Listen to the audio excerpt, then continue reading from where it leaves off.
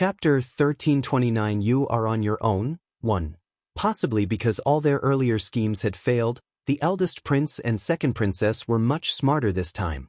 They did not act precipitously but followed Yi Qingtang's instructions and allowed the courtiers and influence they had gathered to disperse. They began to effusively praise the crown prince, Ling Yan, when they were in court. With the help of his 3 royal siblings, Ling Yan's reputation grew daily until it almost reached its peak within half a month. The emperor was very pleased with this and often praised Ling Yan. Although the eldest prince was agitated when he saw this, he knew it was part of the plan. As he saw Ling Yan's power continue to grow, he could not help but worry inwardly. However, he continued to maintain a facade of brotherly affection and respect. Every day, the eldest prince and princess would tell Yi Qingtang what happened in the morning court session. Yi Qingtang was not at court, but she controlled the situation. Elder Yi, the war at the border is almost over. Although Wu, who only recently took over the command of General Mo's troops, he acted fast and won several successive victories. He will probably withdraw his troops and return to court before long. Once Wu, who is back, based on the connection between him and Ling Yan that Elder Yi mentioned earlier, I'm afraid, the eldest prince was worried. His greatest hope was for Ling Yan to raise troops and rebel, but to date, no such opportunity had arisen. The situation just dragged on, so he was feeling rather anxious. Yi Qingtang could tell that the eldest prince and the others were growing anxious. She said, "These are letters between Wu Hu and Ling Yan." As she spoke, Yi Qingtang placed a stack of letters in front of the eldest prince. The eldest prince could not help but feel somewhat surprised. He did not know how Yi Qingtang had gotten hold of these letters, but he opened them one by one and read them. The eldest prince was shocked by what he read. Ling Yan intends to raise troops and rebel when Wu Hu returns to the capital? The letters were full of how Ling Yan planned to form an alliance with General Wu Hu and how upon General Wu Hu's triumphant return with his troops, Ling Yan would seize the opportunity to take over the capital and force the emperor to abdicate. Eldest royal brother, have you looked carefully? Are these letters really in Ling Yan's and General Wu Hu's handwriting? The eldest prince's heart thumped as she asked carefully. The eldest prince replied, "There can be no mistake. I clearly remember Ling Yan's handwriting, and this was definitely written by him. I have also seen General Wu Hu's writing when I was at his residence, and it does look the same. Also, these letters have the Crown Prince's golden seal and General Wu Hu's seal." The eldest prince's heart beat wildly. If these letters were presented to the eternal emperor, Ling Yan would be finished. I thought my third royal brother was intelligent. I didn't realize he was so stupid. He exposed his own ambitions before we could think of how to trap him, the eldest princess said with a cold laugh. Elder Yi, how did you get hold of these letters? The eldest prince was greatly agitated, but he was curious as to how such secret documents had fallen into Yi Qingtang's hands. One must know that Ling Yan was always careful, and such documents could not have been obtained easily. Furthermore, Yi Qingtang had not left her residence all this while. Of course, Elder Yi must have asked the others from the Temple of Shadows to obtain them. No matter how great our third royal brother is, he is no match for the Temple of Shadows, the eldest princess said matter-of-factly. Lady Ghost's gaze involuntarily fell on Yi Qingtang.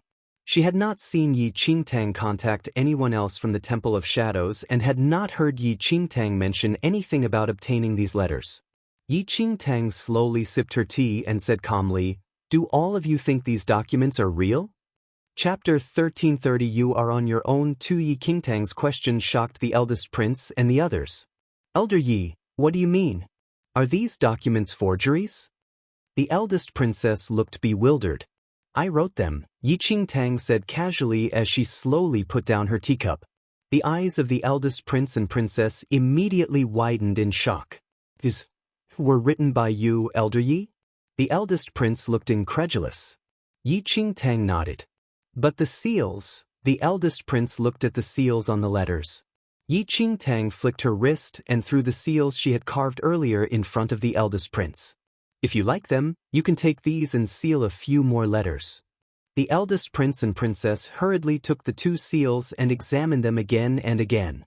Compared to the original seals, These seals were made from different materials, but their carvings and details were all identical.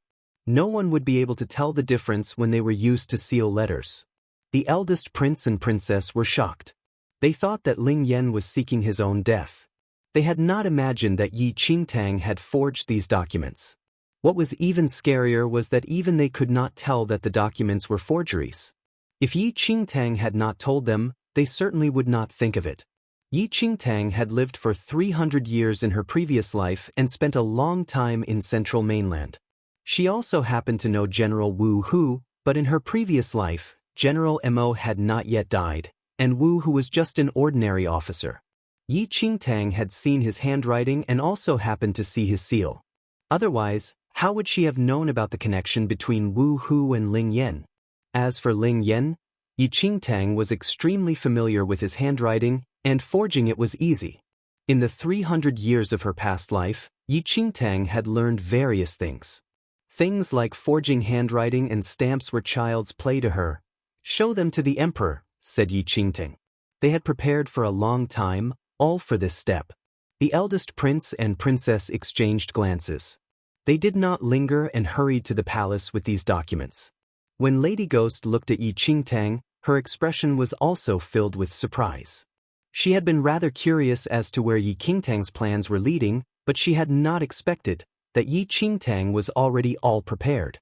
Even if the Eternal Emperor was suspicious, the handwriting and seals were identical. It would be difficult for Ling Yan to argue. "Tell me when there's news. I'm going to rest." Yi Qingtang did not seem to notice the shock in Lady Ghost's eyes. She lazily stood up and slowly walked to her room. "Ah Yao is so clever." Minggu's eyes flashed in excitement as he watched Yi Qingtang's disappearing figure. He knew that nothing was too difficult for Ah Yao.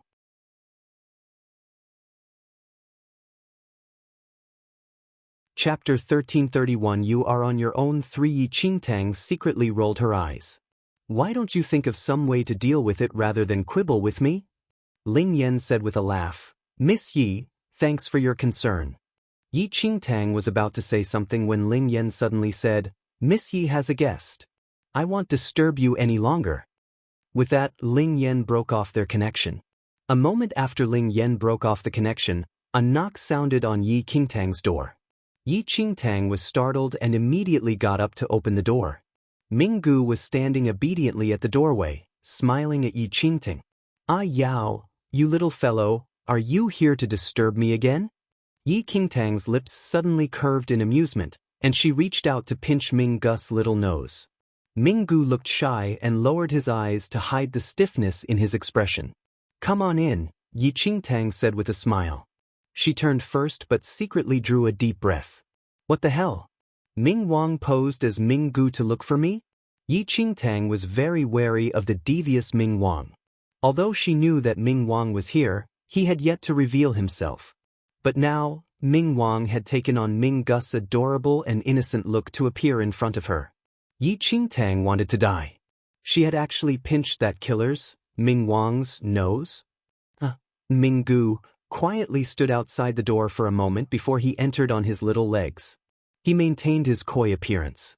Yi Qingtang tried her best to maintain her composure and did not dare to let her expression change. She sat down on a chair and gestured to Minggu, who was standing by her side. Minggu slowly walked over to Yi Qingtang, raised his little face, and threw himself onto Yi Qingtang's knee. "Ah Yao, when can we go back to the Temple of Shadows?" Yi Qingtang looked at the Minggu before her, and her heart constricted. But she smiled and reached out to pinch Minggu's little cheek. "We can go back when matters here are settled."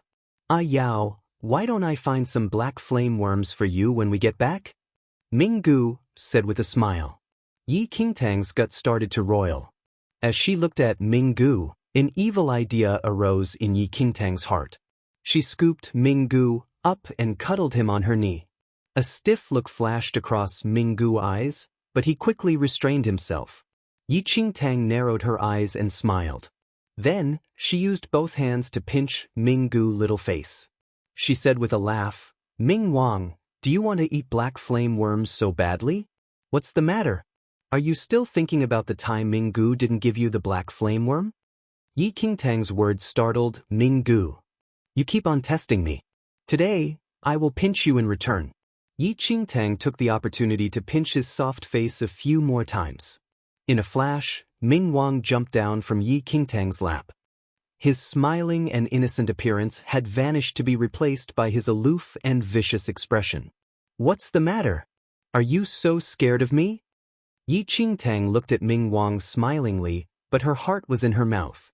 The real Holy Lord of Shadows would certainly be able to tell Ming Gu and Ming Wang apart.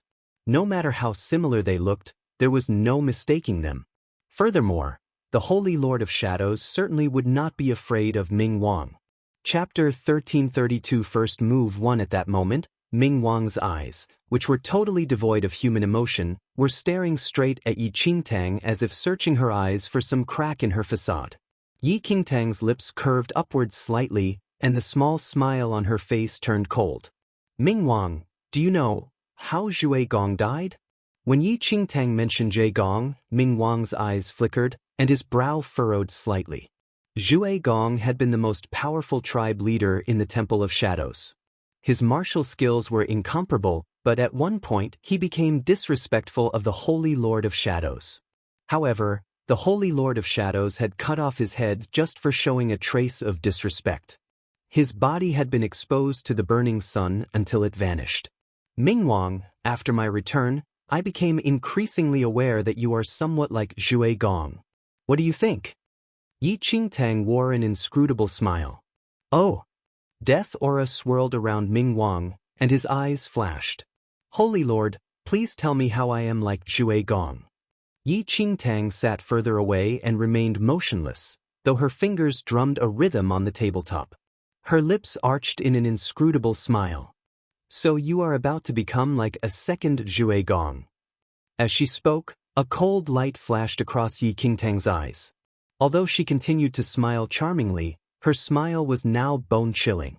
Ming Wang frowned slightly as Yi Qingtang slowly stood up, and the death aura around him vanished suddenly. He cupped his fists and said, Holy Lord, I dare not take on this charge. Zhui Gong was a criminal who offended the Lord. How can the Holy Lord compare me to Zhui Gong? When she heard that, Yi Qingtang laughed softly and rose to walk over to Ming Wang. She bent over slightly and lightly trailed a finger across Ming Wang's face. What is the penalty for offending the Lord? Someone who offends the Lord will certainly be put to death, said Ming Wang. Ming Wang, you are really rather adorable. I like you more and more. When Yi Qingtang finished speaking, she brushed her fingers lightly over Ming Wang's forehead. Tell me, why did you pretend to be Ming Gu? The Holy Lord is joking. The Holy Lord was the one who assumed I was my brother. I was merely playing along with the Holy Lord. I did not mean cause offense, said Ming Wang. You came to look for me. What did you want to discuss with me? Yi Qingtang withdrew her right hand and looked at Ming Wang coldly as she spoke. I came to look for the Holy Lord to discuss the Eternal Dynasty's prince, replied Ming Wang. Speak. Yi Qingtang flicked her sleeves. Holy Lord, the current crown prince, Ling Yan, is almost demonically clever. He is very difficult to deal with. Is the Holy Lord certain that she wants to offend the crown prince, Ling Yan, in order to support the eldest prince? If Ling Yan can be brought down, that is well and good. However, if he cannot, as he spoke, Ming Wang was secretly studying Yi Qingtang's attitude and her subtle reactions. However, Yi Qingtang remained completely calm and unruffled, and he could not discern anything that was amiss. If the Holy Lord needs to, we can support the crown prince, Ling Yan, to ascend the throne, Ming Wang said. When Ming Wang finished speaking, Yi Qingtang laughed coldly. Her lips curled upwards, and an eerie look appeared on her face. You're implying that I may be afraid of Ling Yan. Before Ming Wang could speak, Yi Qingtang's eyes flashed coldly. Ming Wang, as one of the two holy sons in the Temple of Shadows, how can you be afraid of a prince of a human dynasty? I'm afraid you are not suited to be the holy son. Supporting the eldest prince to ascend the throne is a small matter. I am willing to act personally only because it amused me. If I had not thought that the eternal dynasty might still be useful, I could flick my fingers and exterminate all 18 kingdoms in this dynasty. Chapter 1333 First Move 2-inch Holy Lord. I meant that Ling Yen is an intelligent person, many times more intelligent than the eldest prince. Why shouldn't the Temple of Shadows support Ling Yen instead of the eldest prince? The Temple of Shadows needs intelligent people more, Ming Wang said thoughtfully. Wrong. Yi Qingtang shook her head. The Temple of Shadows does not need intelligent people. When you have absolute power, any plot can be easily broken. When he heard that, Ming Wang remained silent for a moment before he said, "The Holy Lord is right. I was overly concerned. You may leave." Yi Qingtang waved her hand somewhat impatiently. When he heard Yi Qingtang's words, Ming Wang turned to leave. When she was sure that Ming Wang had left, Yi Qingtang broke out in a cold sweat. Her entire body was already soaked in sweat. Today was just too dangerous. This Ming Wang is not to be underestimated. If she had not forced herself to remain calm so that Ming Wang could not see through her, she might have lost the secret duel with Ming Wang just now. The consequences were unimaginable. Ming Wang's every word was a test of whether the Holy Lord of the Temple of Shadows was authentic or not. Like his suggestion that they support Ling Yen. If she had agreed, she would probably have paid with her life there and then.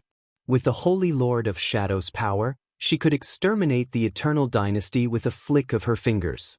She had no need to fear Ling Yan's demonic intelligence. Even the Zhui Gong incident was something that Yi Qingtang had heard of in her previous life, which was why she could speak about it.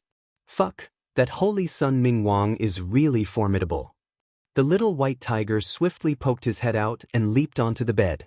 The holy son, Ming Wang, has begun to suspect your identity.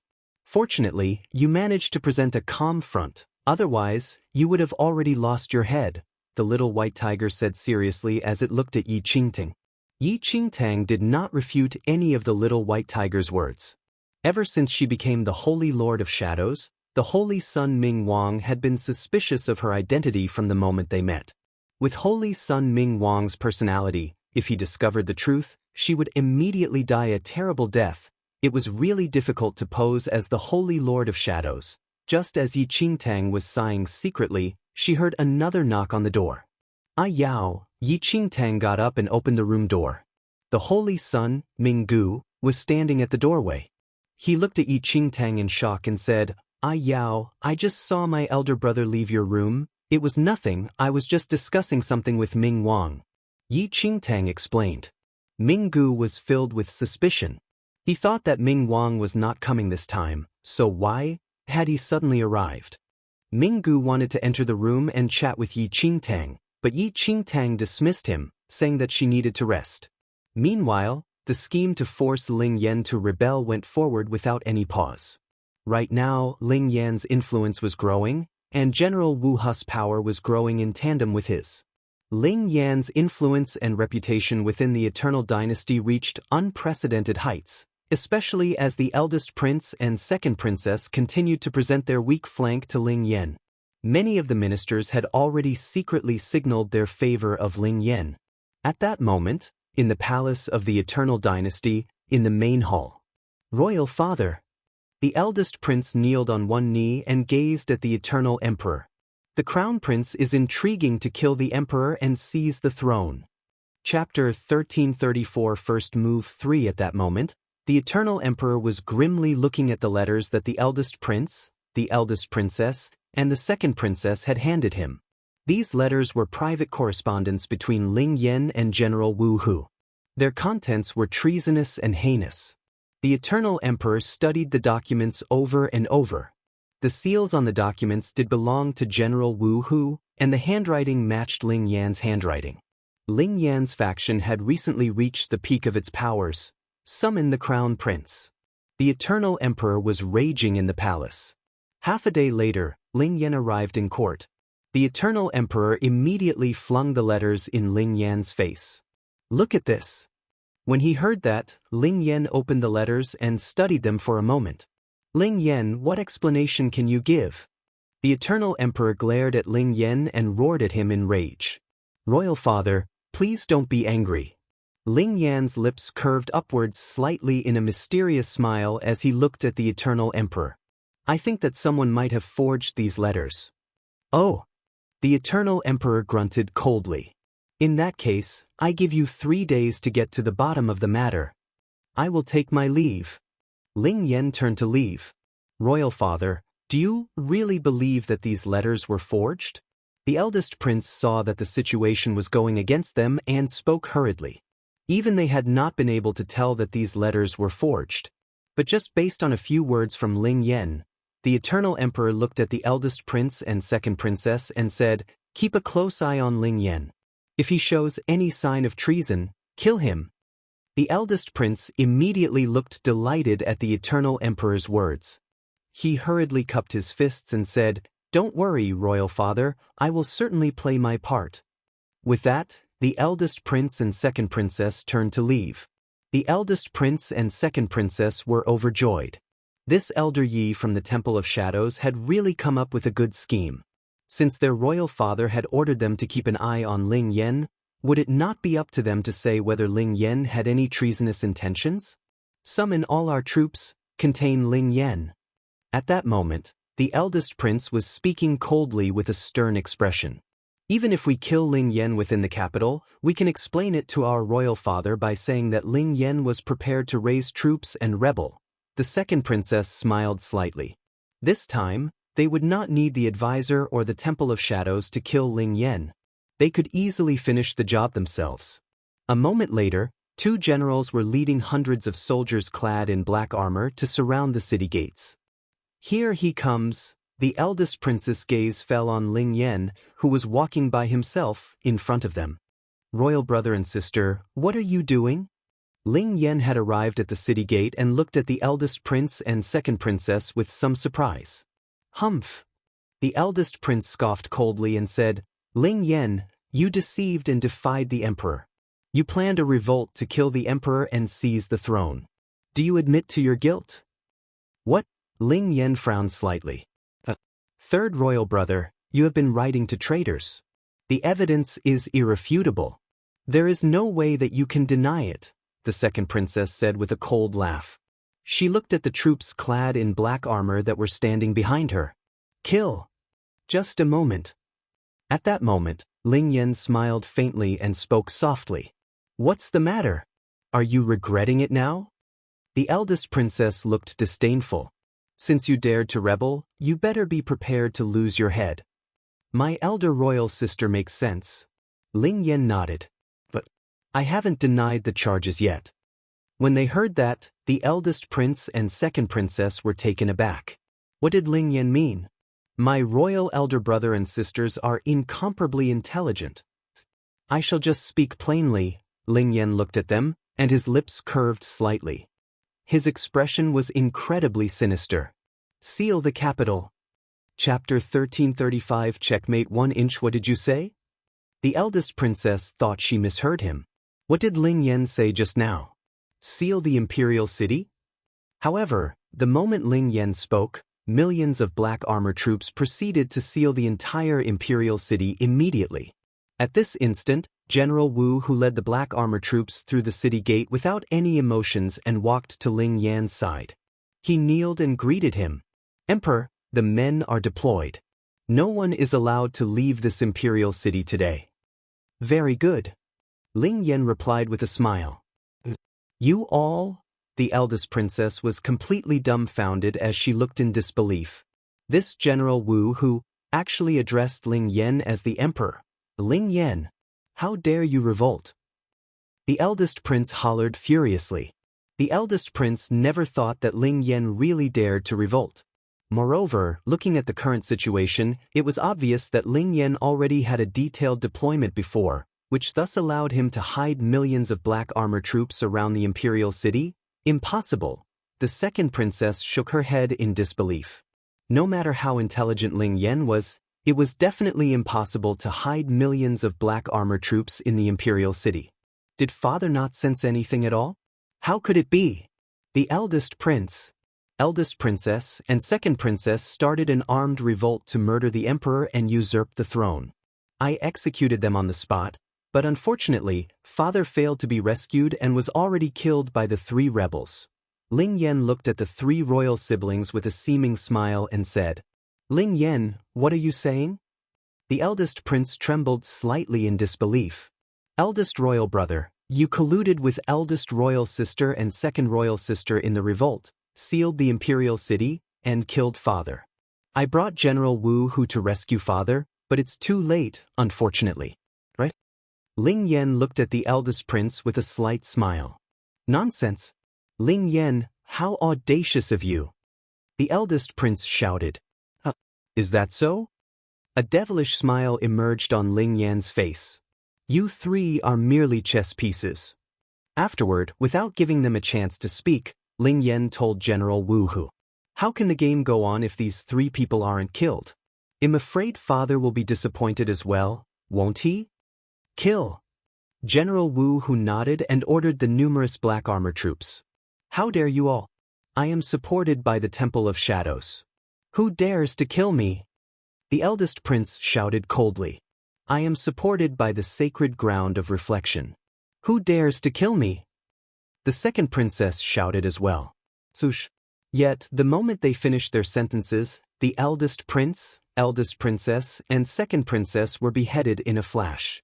Ling Yan watched in smiles without a hint of sympathy as the three headless bodies collapsed to the ground. Our game can only go on this way. Isn't that right? Ling Yan chuckled. After the trio was killed by Ling Yan, war drums suddenly echoed in the imperial city. Subsequently, the eternal emperor appeared before everyone along with the rumbling drums. His eyes were cold, but a hint of mockery emerged when he glanced at the corpses of the eldest prince, eldest princess, and second princess. Crown Prince Ling Yan committed a serious crime by plotting to usurp the throne and killing the eldest prince, eldest princess, and second princess. The eternal emperor shouted furiously in a voice like that of rolling thunder. Father, the game is now more interesting with your appearance. Ling Yan smiled briefly at the eternal emperor. Yi Qingtang rushed over after hearing that the eldest prince gathered troops to counter Ling Yan. Currently, she hid in a secret corner with the little white tiger in her arms and observed the exciting show. Chapter 1336 Checkmate 2-inch What the fuck? What is going on? The little white tiger seemed shocked. Yi Qingtang remained silent. Looking at the scene before her, everything was clear. It had been the eternal emperor's one-man show from the beginning. He treated everyone as a chess piece, including Ling Yan, eldest prince, and the rest. Oh, son, it seems like you already know about it. The eternal emperor snickered. Father, your emperor title is the most important to you. You appointed me as the crown prince only to balance the situation. To prevent a single party from becoming too powerful, the best way for you is for all your children to die. This way, no one will be able to threaten your position as the emperor. Isn't that it? Ling Yan chuckled lightly. Is that what you think? The eternal emperor asked. No emperor would want to step down from his position. Unfortunately, your children have all grown up while you have aged, and you need to pass down the position to your children. To extend your time as the emperor, you intentionally appointed the fourth prince as the crown prince. Afterward, you personally killed him to lower the guard of the eldest prince and the rest. Then, you appointed me as the crown prince to create a situation where my royal brother and sisters would fight it out with me. A pretty good plot, Ling Yan said with a smile. Many people guessed that either the eldest prince or second princess was responsible for the fourth prince's death. Yet, no one would have thought that the true murderer of the fourth prince was the eternal emperor. Anything else? The eternal emperor asked interestedly. Of course. Ling Yan nodded slightly and spoke. Royal brother and sister plotted to frame me as a rebel. Thus, they intentionally showed weakness to me and allowed my forces to strengthen. Over the past few days, I hid millions of troops within the imperial city, and it's impossible for you to not know. Earlier on, you allowed me to leave the palace merely to use me to kill my royal siblings. Once that is so, you have a reason to execute me, the current crown prince, while you can keep your emperor title forever without any worries. Haha.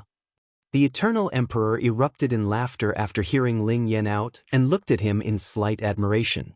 Not bad. Truly not bad. You're indeed my son. You live up to the reputation of having a demon-like intelligence. Hearing that the eternal emperor admitted to the charges, The black armor troops which General Wu who brought were all stunned and even in disbelief. In order to not step down from his position, the Eternal Emperor actually passed the Crown Prince position to the youngest fourth prince and subsequently killed him in order to start a strife. Afterward, he then passed the Crown Prince position to the weakest Ling Yan and allowed him to strengthen his power without interfering. Ultimately, he used Ling Yan to kill the eldest prince, eldest princess, and second princess. This way, the Eternal Emperor had a reason to execute Ling Yan. Then, all of the Eternal Emperor's children would be dead, and he could keep his emperor title forever. How malicious and scheming! Ling Yan, surrender yourself, and I will allow you to die in one piece. The Eternal Emperor snickered coldly as he looked at the calm Ling Yan. Allow me to die in one piece. Ling Yan smiled at the Eternal Emperor. So, why do you believe that you will definitely defeat me? Although the Eternal Emperor had a frightening martial cultivation base, Ling Yan's current forces were even more terrifying, and the Eternal Emperor could not go against Ling Yan by himself. With him, what do you think? The Eternal Emperor looked in the distance. Chapter 1337 Checkmate 3 Very quickly, the advisors slowly walked out from the dark with a face full of smiles. Sacred ground of reflection? Ling Yan looked at the advisor. The sacred ground of reflection should wish to support second sister, shouldn't it? That may not be so. The advisor shook his head. Previously, the sacred ground of reflection indeed supported the second princess. Unfortunately, the Eternal Emperor promised to yield to the sacred ground of reflection. Thus, the sacred ground of reflection does not need to waste any time. So that's the case. Ling Yan smiled and nodded. The sacred ground of reflection is indeed powerful, but it is not that easy to deal with me. You yielded to the sacred ground of reflection, but I also yielded to the Temple of Shadows. As Ling Yan said that, Lady Ghost and the rest who just rushed over were stunned. Ming Wang looked at Ling Yan indifferently. They learned that Ling Yan really revolted and rushed over immediately. Yet, unexpectedly, the useless eldest prince still died, yet, at this moment, Ling Yan said he yielded to the Temple of Shadows. Suddenly, Ling Yan looked up at a certain corner. What do you say, Holy Lord? Hiding in midair, Yi Qingtang was completely dumbfounded. When did this Ling Yan yield to her? Nonetheless, Yi Qingtang went along as well and immediately descended from the midair into the imperial city. Holy Lord! Upon hearing what Ling Yan said, the smiles on both the Eternal Emperor and even the sacred ground of reflection advisors' faces froze. That lady was Temple of Shadows. Holy Lord! Interesting. It's been almost 10,000 years since I watched a show where the father harms his children and the child fights the father. Yi Qingtang wore a harmless smile, but her eyes sparkled with extreme danger ceaselessly. Holy Lord, what's going on? Lady Ghost looked at Yi Qingtang with a slight frown. Why? Yi Qingtang's eyes landed on Lady Ghost. Do I still need to explain what I do to you? Upon hearing that, Lady Ghost glanced at Ming Wang, who shook his head. A while later, Lady Ghost hurriedly lowered her head and cupped her fists. I don't dare to, Yao. Ming Gu walked to Yi Qingtang, and his pair of black orbs stared at her in confusion. I admire Ling Yan greatly. He resembles the young me. Lady Ghost, Ming Wang, and the rest could not fathom Yi Qingtang's thoughts and did not dare to object for the time being. It is my honor to yield to and serve you for life, Holy Lord. Ling Yan looked at Yi Qingtang with a smile meaningfully. Ming Wang glanced at Ling Yan and then at Yi Qingtang. He did not believe that Yi Qingtang was the true Holy Lord, but, if she was fake, how would Ling Yan yield to her? Things were increasingly strange. Holy Lord Senior, how about giving face to the sacred ground of reflection today? The advisor looked at Yi Qingtang while emphasizing the sacred ground of reflection. Get lost. Yi Qingtang spoke plainly. What did you say? The advisor's eyes sharpened after hearing that. Ming Gu. Yi Qingtang looked at Ming Gu suddenly. I'm here, Yao. Ming Gu immediately moved to her. Don't you find him very irritating? Yi Qingtang smiled. Ming Gu agreed, and he darted to the advisor like a bolt of lightning. Swoosh. With the swing of a palm, The advisor retreated dozens of steps and spat mouthfuls of blood halfway. Chapter 1338 Flood 1-inch Temple of Shadows. Holy Sun Minggu. The advisor paled and gritted his teeth. Great, great, great, the advisor continued. As expected of the Holy Lord of Shadows. It is a small world. The sacred ground of reflection will remember this. Leaving that sentence, the advisor crushed a talisman in his hand and vanished instantly. The Eternal Emperor had an ugly expression when he saw that the advisor disappeared. The advisor had already left, and Ling Yan yielded to the Temple of Shadows. The outcome was fixed. Ling Yan had won this round completely. You have had enough fun today, father. Ling Yan looked at the Eternal Emperor with a smile. The Eternal Emperor resembled a defeated chicken in a cockfight. Ling Yan, you're indeed smart. I belittled you. Ling Yan chuckled. The eldest prince, second princess, and others plotted a revolt and sealed the city. Father was killed in the chaos. I led the troops here, but it was already too late. Although I killed the rebels, I failed to save you. The Eternal Emperor's expression darkened. The events had reached this point, and he could not do anything. Ling Yan immediately ordered the Eternal Emperor to be imprisoned secretly, and future decisions would be made only after Ling Yan settled down as the next emperor. Thank you, Holy Lord. Eternal Dynasty is safe today, all thanks to your great efforts. Ling Yan turned to Yi Qingtang and bowed. Yi Qingtang looked at Ling Yan with perplexed feelings. For some reason, she felt like she was schemed by this fellow. Without showing any expression on her face, she glanced at Ling Yan indifferently and took her leave. Lady Ghost and the rest followed. In just a day, Ling Yan released the news that the eldest prince and the rest revolted and that the emperor was already dead. The entire nation mourned. Meanwhile, Ling Yan, who was already the crown prince, contributed in capturing the rebels and had a positive reputation due to the eldest prince's display of weakness, thus naturally ascending to the throne. However, on Ling Yan's ascension, an extremely rare flood happened in the Eternal Dynasty. Tumultuous waves rolled in from the opposite shore and into the Eternal Dynasty in half a day, and the entire imperial city of the Eternal Dynasty was engulfed before their naked eyes. So be it if it was an ordinary flood. However, for some reason, that flood was extremely corrosive that even metals melted in it. The once glorious imperial city was now completely engulfed in the endless flood.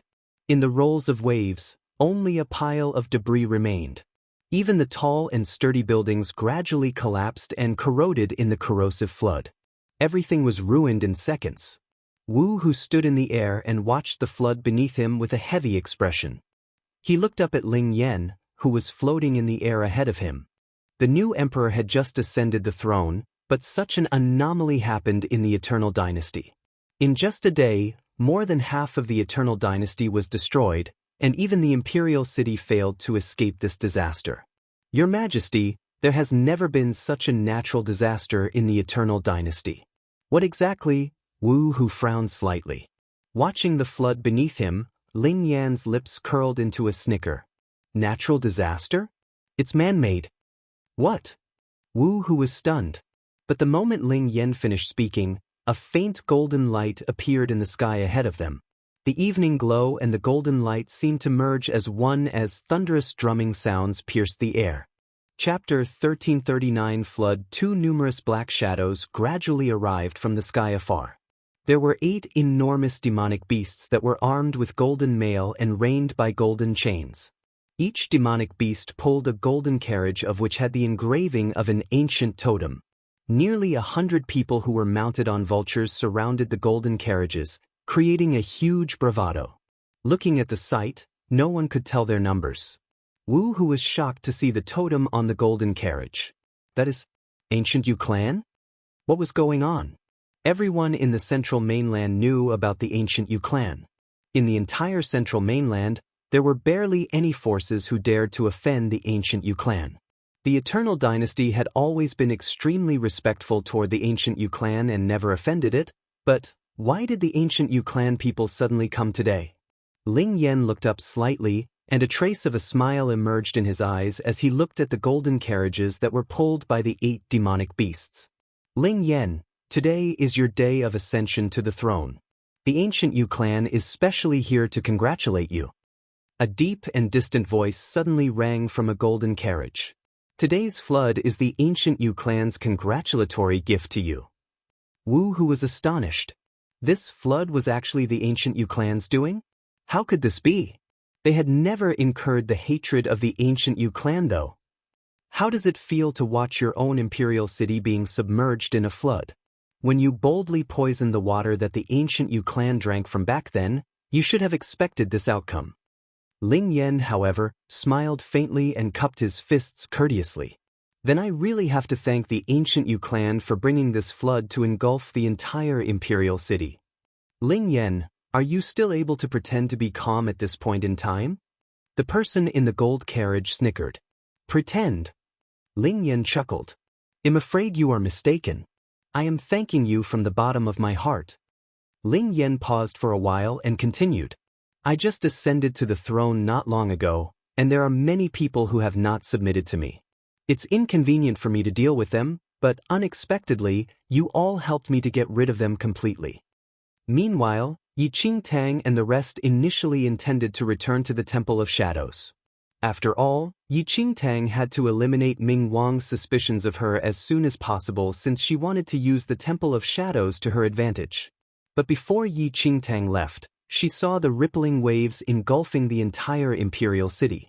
At this instant, Yi Qingtang, Ming Wang, and the rest were floating in the air as they watched the waves beneath them. The waves rushed in like a torrent and emitted a faint corrosive smell. What is this? Lady Ghost was overwhelmed with confusion as she looked at the outpour of waves underneath her feet. Torrential wave of the ocean. Ming Wang took a look, and his expression turned cold. It's a technique of the ancient Yu clan. Ancient Yu clan? Lady Ghost was surprised. Why did the ancient Yu clan suddenly execute such a technique out of nowhere? Moreover, it seemed to be directed at the Eternal Dynasty. Ming Wang did not say anything and merely looked up. Then, an illusionary gray butterfly flapped its wings in the air and landed on Ming Wang's fingertips. That was a Ming butterfly that Ming Wang formed using the aura of death, which could be used to find out the nearby situation. Aside, Yi Qingtang's heart skipped a beat when she heard Ming Wang. Ancient Yu clan? Chapter 1340 Flood 3. Before Yi Qingtang returned to her senses, Ming Wang notified them of the information that the Ming butterfly sent. Ling Yan offended the ancient Yu clan for some reason, and the ancient Yu clan is here to give him his payback. The ancient Yu clan is here for Ling Yan? Yi Qingtang was slightly taken aback. Perhaps others were unaware of how Ling Yan formed an enmity with the ancient Yu clan, but Yi Qingtang was more than clear. Back when they were in the previous mainland, if not for Ling Yan, who secretly poisoned the water that ancient Yu clan drank and deteriorated their strength, that mainland would have been destroyed in a day. Even if they set their mind to warring with the ancient Yu clan, there might not even have been a chance to. The ancient Yu clan must be here currently for that incident. Holy Lord, our Temple of Shadows and the ancient Yu clan have always minded our own business. The ancient Yu clan is here today because of their grudge with Ling Yan, and there's no need to ask to interfere. We can leave as per our original plan. Ming Wang looked at Yi Qingtang and said. Although they did assist Ling Yan to ascend the throne, it was not worth it to go against the ancient Yu clan just over a tiny eternal dynasty. Furthermore, since the ancient Yu clan was here to seek revenge on Ling Yan, even if Ling Yan died, they could just support another emperor. Ah Yao, let's return, Ming Gu, who was glued to Yi Qingtang, said while blinking his eyes. It was evident that the Temple of Shadows did not intend to interfere with this matter. Yi Qingtang remained expressionless, but she was extremely anxious on the inside. Ling Yan offended the ancient Yu clan in order to help her, so how could she abandon Ling Yan now? Yi Qingtang accessed the situation swiftly. Looking at Ming Wang, who did not plan on meddling in this incident, she secretly took a deep breath, and her eyes darkened. Ming Wang, you are really regressing more and more as you live. Yi Qingtang's tone had a few hints of coldness. Ming Wang was slightly stunned. Yi Qingtang snickered. Since when did my Temple of Shadows have to keep a distance from the ancient Yu clan even if we crossed paths? The moment she finished her sentence, her piercingly cold eyes swept across Ming Wang. Ming Wang froze and immediately responded. Holy Lord, please simmer down. Simmer down? Yi Qingtang snickered. I've only been away from the Temple of Shadows for a few thousand years, but I never thought that you all are reduced to this state. How dare you call yourself the holy son of the Temple of Shadows with your cowardice? Ming Wang's expression froze, and he narrowed his eyes uncontrollably. Back in the Temple of Shadows Peak, it was extremely impressive and had never paid attention to any other force. Even the ancient Yu clan might keep a distance from the Temple of Shadows if they met them. Are you really scared of the ancient Yu clan? Yi Qingtang narrowed her eyes. It's not that I am scared, but I feel that there is no need for this. Ling Yan is only a puppet for us to control the eternal dynasty. If we lose him, we can still sup. Shut up.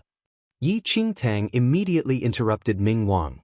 One has to pay regard to the status of the dog's master in beating the dog. What rights does the ancient Yu clan have to touch my man? Noted. Ming Wang was slightly startled. This style was exactly like that of the Holy Lord of Shadows. Yi Qingtang looked down at the flood beneath her. It's merely the ancient Yu clan. I will pay them a visit. Holy Lord, Ming Wang still wanted to say something. Chapter 1341 Ancient Yu Clan 1 Nevertheless, Yi Qingtang shot him a cold look and said, if you can't undertake the Holy Son title, you can step aside and give the chance to a worthier person. Stop embarrassing my Temple of Shadows. Ming Wang's face darkened, but he could not say anything. The person in the golden carriage let out a snicker after hearing Ling Yan. Ling Yan, you've been known to have a demon-like intelligence. However, no matter how smart you are, it is useless today. Anyone who dares to offend the ancient Yu clan will definitely die. As that old voice sounded, a golden ray suddenly shot out from the golden carriage and bolted towards Ling Yan. Wu, who was alarmed but realized that Ling Yan remained floating in midair without moving an inch. But just as the golden light was about to touch Ling Yan, a black aura of death suddenly rushed out and rammed against that golden ray. A rumble erupted. The force from the collision of the two forces caused freak waves in the flood. Definitely die? I doubt so. Ling Yan's lips curled into a smile, though his expression remained the same. Just as Ling Yan finished speaking, an immense aura of death suddenly filled the air. Numerous dragon roars rang in the sky. 3 enormous skeletal dragons approached from Ling Yan's back. The black aura of death lingered around the skeletal dragons, creating endless ripples as they flapped their skeletal wings. The 3 skeletal dragons led a large black bone carriage over slowly. In the evening glow, the black bone carriage was like a huge shadow that masked the setting sun. The ancient Yu clan people froze slightly when they saw the black bone carriage. The black bone carriage was owned uniquely by the undead clan, and only those with prestigious identity in the undead clan could sit in such a carriage. A clear yet eerie sound rang as the bone chime on the black bone carriage swayed in the wind. That is, the Temple of Shadows carriage? An ancient Yu clan disciple sharply noticed the unique bone chime. Only the Temple of Shadows black bone carriage had such an item. It was rumored that an evil spirit was tied to each bone chime, and anyone who heard the sound would have his soul devoured by the sound of that evil spirit if his willpower was not strong enough. Why would the Temple of Shadows appear here? Everyone from the ancient Yu clan was surprised. At this instant, the 3 skeletal dragons have already arrived before the ancient Yu clan people. The moment the skeletal dragon stopped, 3 huge mouths suddenly widened and roared to the sky, almost piercing everyone's eardrums. A thick, black aura of death blasted out from the dragons' mouths endlessly as though they wanted to devour the sky. The gray-haired elderly in the ancient Yu clan carriage narrowed his eyes at the black bone carriage. Elder. A young man from the ancient Yu clan looked at the elderly inside the gold carriage instinctively. Why would the Temple of Shadows suddenly appear here? The elder frowned slightly but did not say anything. Wu, who could not help but shudder as he looked at the huge black bone carriage and the 3 enormous skeletal dragons in the air. Your Majesty, he instinctively wanted to ask Ling Yan, but he saw a smile on his face. Could His Majesty have planned this from the start? In the next second, the door of the golden carriage opened, and an ancient Yu clan elder slowly stepped out in a long robe. Chapter 1342 Ancient Yu Clan 2-inch. May I know which friend from the Temple of Shadows is in the bone carriage? The Ancient Yu Clan elder probed. The Ancient Yu Clan and Temple of Shadows had always minded their own business and rarely had any associations. Although the Temple of Shadows was on a decline currently, their fundamental strength was still very strong. The Ancient Yu Clan was only here to punish Ling Yen, and they never thought that they would meet the Temple of Shadows. Furthermore, the Temple of Shadows suddenly intercepted and saved Ling Yen, much to the confusion of the Ancient Yu Clan elder. Who do you think you are, smelly bug? How dare you address a Yao as your friend? Minggu, who was beside the bone carriage, shouted and shot a cold eye at the Ancient Yu Clan elder. The Ancient Yu Clan elder frowned slightly but looked at the childlike Minggu, who was standing beside another undead who looked exactly the same as Minggu. The Ancient Yu Clan elder's heart stood still for a moment. Rumor had it that the holy son of the Temple of Shadows was a mutant undead that could not grow up and thus had the appearance of a child forever. Moreover, the Ancient Yu Clan once gained some information on the Temple of Shadows that there was not one but two, a pair of twins, holy sons in the Temple of Shadows. Now that he saw Minggu and Ming Wang, the elder immediately had an idea of their identity. However, who could sit in the black bone carriage if the two holy sons of the Temple of Shadows were outside the carriage? A thought struck the Ancient Yu Clan elder abruptly, and he probed. Greetings, Holy Lord of Shadows. A soft snicker sounded from the black carriage immediately. Yet, this snicker verified the Ancient Yu Clan elder's guess. The person in the black bone carriage was actually the Holy Lord of Shadows who had disappeared for a long time. The Ancient Yu Clan elder was startled, as the Holy Lord of Shadows represented immense power. Although the Ancient Yu Clan was not afraid of the Temple of Shadows, the elder was still very flabbergasted by the sudden appearance of the Holy Lord of Shadows. I was unaware that the Holy Lord of Shadows was here and had been a little disrespectful. We came here today to kill Ling Yen, who offended the Ancient Yu Clan. Please accommodate us. The elder could not guess the meaning behind the Temple of Shadows' action to rescue Ling Yen earlier on and could only speak with a probing tone. A snicker suddenly rang from the black bone carriage. Have you all sought my approval to kill Ling Yen? The Ancient Yu Clan elder was taken aback. What do you mean by that, Holy Lord of Shadows? There was no response in the black bone carriage. On the other hand, Ling Yen bowed to the black bone carriage with a smile and subsequently turned to look at the Ancient Yu Clan elder. I have already yielded to the Temple of Shadows. What do you think this means? Ling Yen actually yielded to the Temple of Shadows? The Ancient Yu Clan elder was astonished. No wonder Ling Yen was so fearless. He clung onto the Temple of Shadows. Instantly, the Ancient Yu Clan elder narrowed his eyes and said, Holy Lord of Shadows, Ling Yen previously offended my Ancient Yu Clan and is someone that the Ancient Yu Clan must kill. Please accommodate us and hand this person to us. While the Ancient Yu Clan elder was stunned by the relationship between Ling Yen and the Temple of Shadows, he did not pay much attention to it. Given the Temple of Shadows' position, even if Ling Yen surrendered to the Temple of Shadows, it would not go against Ancient Yu Clan over just one person. However, what a joke! An aloof voice rang from the black bone carriage. On what basis should I hand someone from my Temple of Shadows to the Ancient Yu Clan?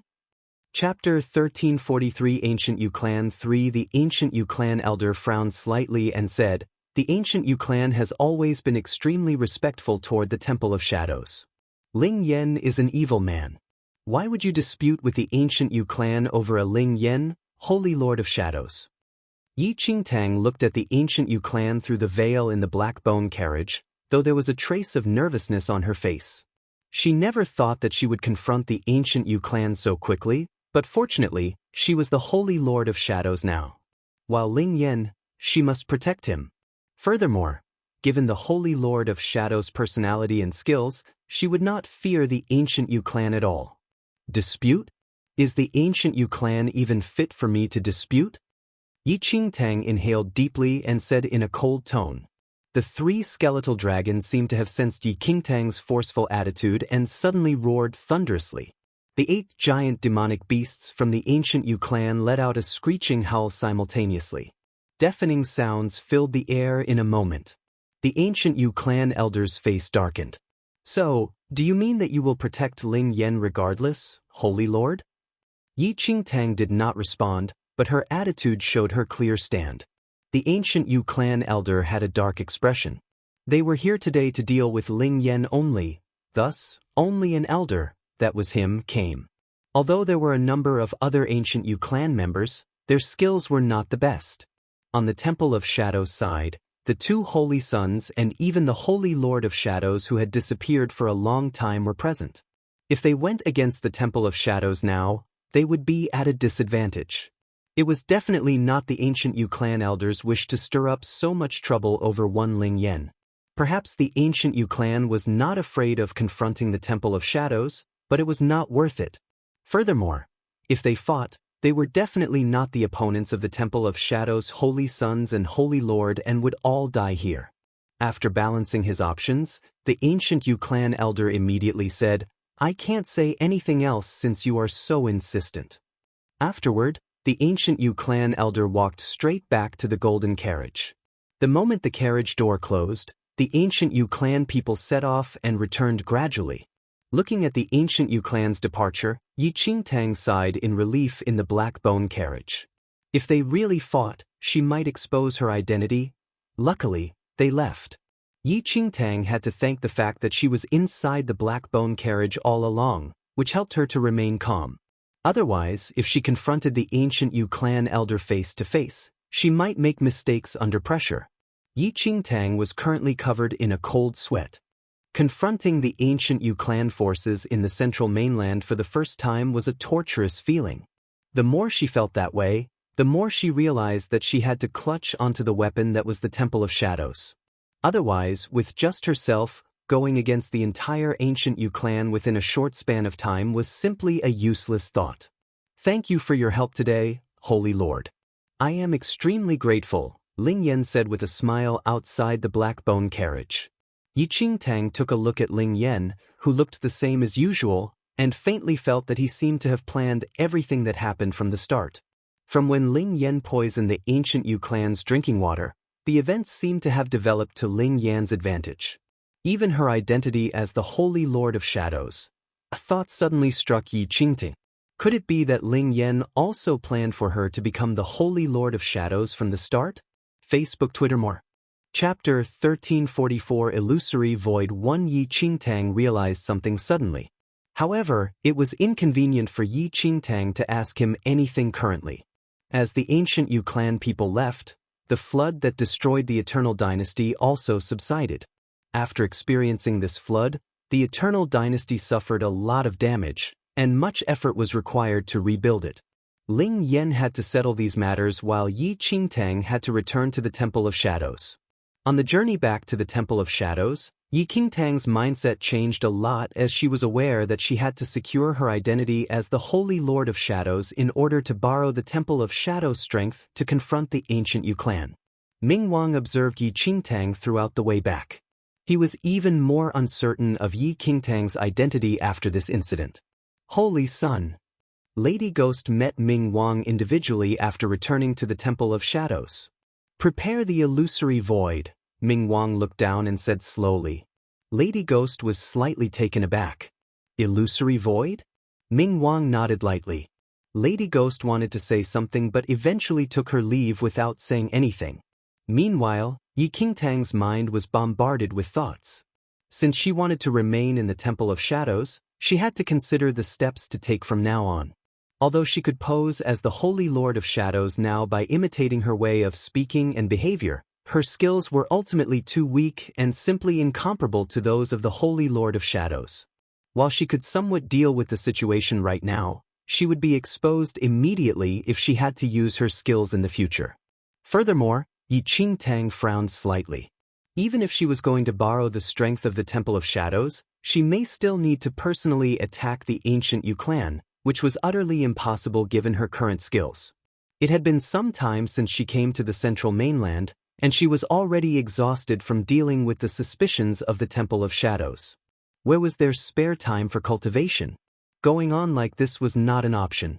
Just as Yi Qingtang was thinking of ways to raise her cultivation realm, she was suddenly called over by Ming Wang. He did not say anything much and instead led Yi Qingtang to the Temple of Shadows underground palace with Lady Ghost and Minggu. As they passed through the long tunnels, darkness gradually swamped the surroundings as the entire area was lit by only tiny flames. Yi Qingtang did not know where Ming Wang wanted to bring her to and could only wear a calm expression with the little white tiger in her arms. She could sense that ever since they returned from the Eternal Dynasty, there was a slight change in Ming Wang's attitude toward her, and she presumed this to be due to his reduced suspicions of her. However, it was not that easy for him to believe her completely. After walking for quite some time and passing endless flights of stairs, they finally reached the end. Yi Qingtang saw a huge arch in the enormous underground palace. The arch was tens of meters tall, and its top was unnoticeable in the dimness. Both sides of the arch were intricately carved with many tiny and strange nebula illustrations, while the center of the arch was embedded with a statue of a huge skull. That skull's eyes were pitch black, yet they seemed like the abyss of the netherworld that scrutinized anyone who came near. Before Yi Qingtang even went near it, she faintly felt a stifling sense of oppression through the crack of the door. "Ever since you left, this illusory void has not been opened," Ming Wang said slowly as he looked at the nebular arch before him. Nonetheless, his emotionless eyes landed on Yi Qingtang after he finished speaking, seeming to be searching for something. Chapter 1345 Illusory Void 2 Illusory Void? Yi Qingtang's heart skipped a beat. She had heard a thing or two about the illusory void in her previous life. It was just that this name appeared in the second domain in her previous life. Rumor had it that the illusory void was an extremely mysterious mystic realm. No one knew when it would open nor where its entrance was. The opening time of the illusory void was completely uncontrollable, and it had been over thousands of years since the last opening. It was said that anyone who entered it would experience a surge in skills, but many also disappeared forever after entering it. Yi Qingtang looked up at the huge arch before her, and uneasiness crept into her heart. What Ming Wang said just now seemed to imply that the illusory void was right after this nebular arch. Minggu, who followed over, did not sense Yi Qingtang's uneasiness and instead appeared displeased as he pursed his lips at his older brother. "Brother, Yao just came back not long ago. What is the hurry in entering the illusory void? Who knows when she will return once she enters? Apart from Yao, no one else can enter this illusory void. If she enters it today, I may not be able to see her for a long time." Yi Qingtang was slightly stunned by Ming Gu's words. The illusory void is really inside this door? Could it be that the Holy Lord of Shadows stumbled across this illusion and sealed it in her own secret chambers? The key point of what Ming Gu said caused Yi Qingtang to turn cold from shock. Only the Holy Lord of Shadows could enter this illusory void? Ignoring Ming Gu's complaints, Ming Wang fixed his eyes on Yi Qingtang and bowed respectfully. "Holy Lord, you finally returned after such a long time. We are unable to open this illusory void, and we don't know if it is still complete. Thus, I requested you here to inspect it." Yi Qingtang's expression remained the same, but her heart dropped. It was really over this time. Never had she expected that the Holy Lord of Shadows actually hid such an illusory space. Since the Holy Lord of Shadows instilled the arch to enter the illusory space, it only recognized her, and others were unable to open it. This was all Ming Wang's test. Yet, Yi Qingtang had no other choice right now. Ming Wang's actions were extremely logical. After all, only the Holy Lord of Shadows could enter this illusory void, and no one could be certain of the situation inside over the past thousands of years. Thus, the only solution was for the Holy Lord to inspect it herself. At this moment, Yi Qingtang was in utter despair. "Please inspect it, Holy Lord." Ming Wang kept a respectful expression on his face, but his eyes scrutinized her sharply. Yi Qingtang took a deep breath secretly, though she kept a straight face. Taking a glance at Ming Wang, she headed straight to the unusual nebular arch without a word. This Ming Wang is full of schemes. The little white tiger seized the chance to mumble when Yi Qingtang reached the arch. With things as such, Yi Qingtang could only muster her courage and stretch her hand out. When her palm touched the arch, a cold blast of air rushed from the arch into her palm. The feeling was inexplicable. It seemed to be so chilly that it made one shudder, Yet it also seemed to be so scorching that it made one tremble. Since it was death regardless of whether Yi Qingtang opened it or not, she could only give it her all. Chapter 1346 Illusory Void 3 Inhaling deeply, she focused on all her strength. Ming Wang narrowed his eyes at this instant. In the next second, crimson light suddenly shot out from the eyes of the huge skull. The skull's tightly shut mouth opened, letting out an incoherent growl. Astonishment flashed across Ming Wang's eyes, and an expression of surprise filled his seemingly emotionless face. The enormous nebular arch slowly activated with the skull's growl, and gray fog rushed out from inside. The door actually opened. Yi Qingtang widened her eyes in surprise at the opened nebular arch, and her astonishment was no less than Ming Wang's. What was going on? Wasn't the Holy Lord of Shadows the only one able to open this arch? Could it be that Ming Wang deceived her on purpose? But Ming Gu also said that only the Holy Lord of Shadows could enter. Yi Qingtang was filled with confusion, but she had no time to analyze the reasons right now. Inside the opened arch was pitch darkness, and only gray fog rushed out to surround Yi Qingtang. Since it was opened, she could only enter. Yi Qingtang clenched her fists discreetly, summoned her courage, and walked into the darkness. As Yi Qingtang entered the nebular arch, the skull's growl finally stopped, and the crimson light faded away slowly. The opened nebular arch closed along with the extinguished crimson light. The loud sound of the closing doors echoed around the entire underground palace. The astonishment on Ming Wang's face never diminished. As he looked at the tightly shut nebular arch before him, the indifference in his eyes was overshadowed by a glow like never before. "Ah Yao, are you really back?" On the other side, Yi Qingtang heard the sound of the nebular arch shutting behind her. However, the moment the door closed, the darkness was enshrouded by a piercing light. Yi Qingtang closed her eyes instinctively. Before she adjusted to this strong light, a burst of laughter traveled into her ears. "How many years has it been? Someone finally entered the illusory void. I have really waited for a long time." That voice was very strange. It sounded like that of an elderly yet also like that of a young child. Two starkly different feelings were blended into this one voice. Yi Qingtang opened her eyes slowly. The strong light had already disappeared and was replaced by a jaw-dropping scene. A large nebula filled her surroundings. It was as though numerous stars filled the dark night sky, which appeared to span across limitlessly from where she was standing. Yi Qingtang looked down and realized that she was actually stepping on stars. The nebula beneath her moved, and there was nothing to stand on.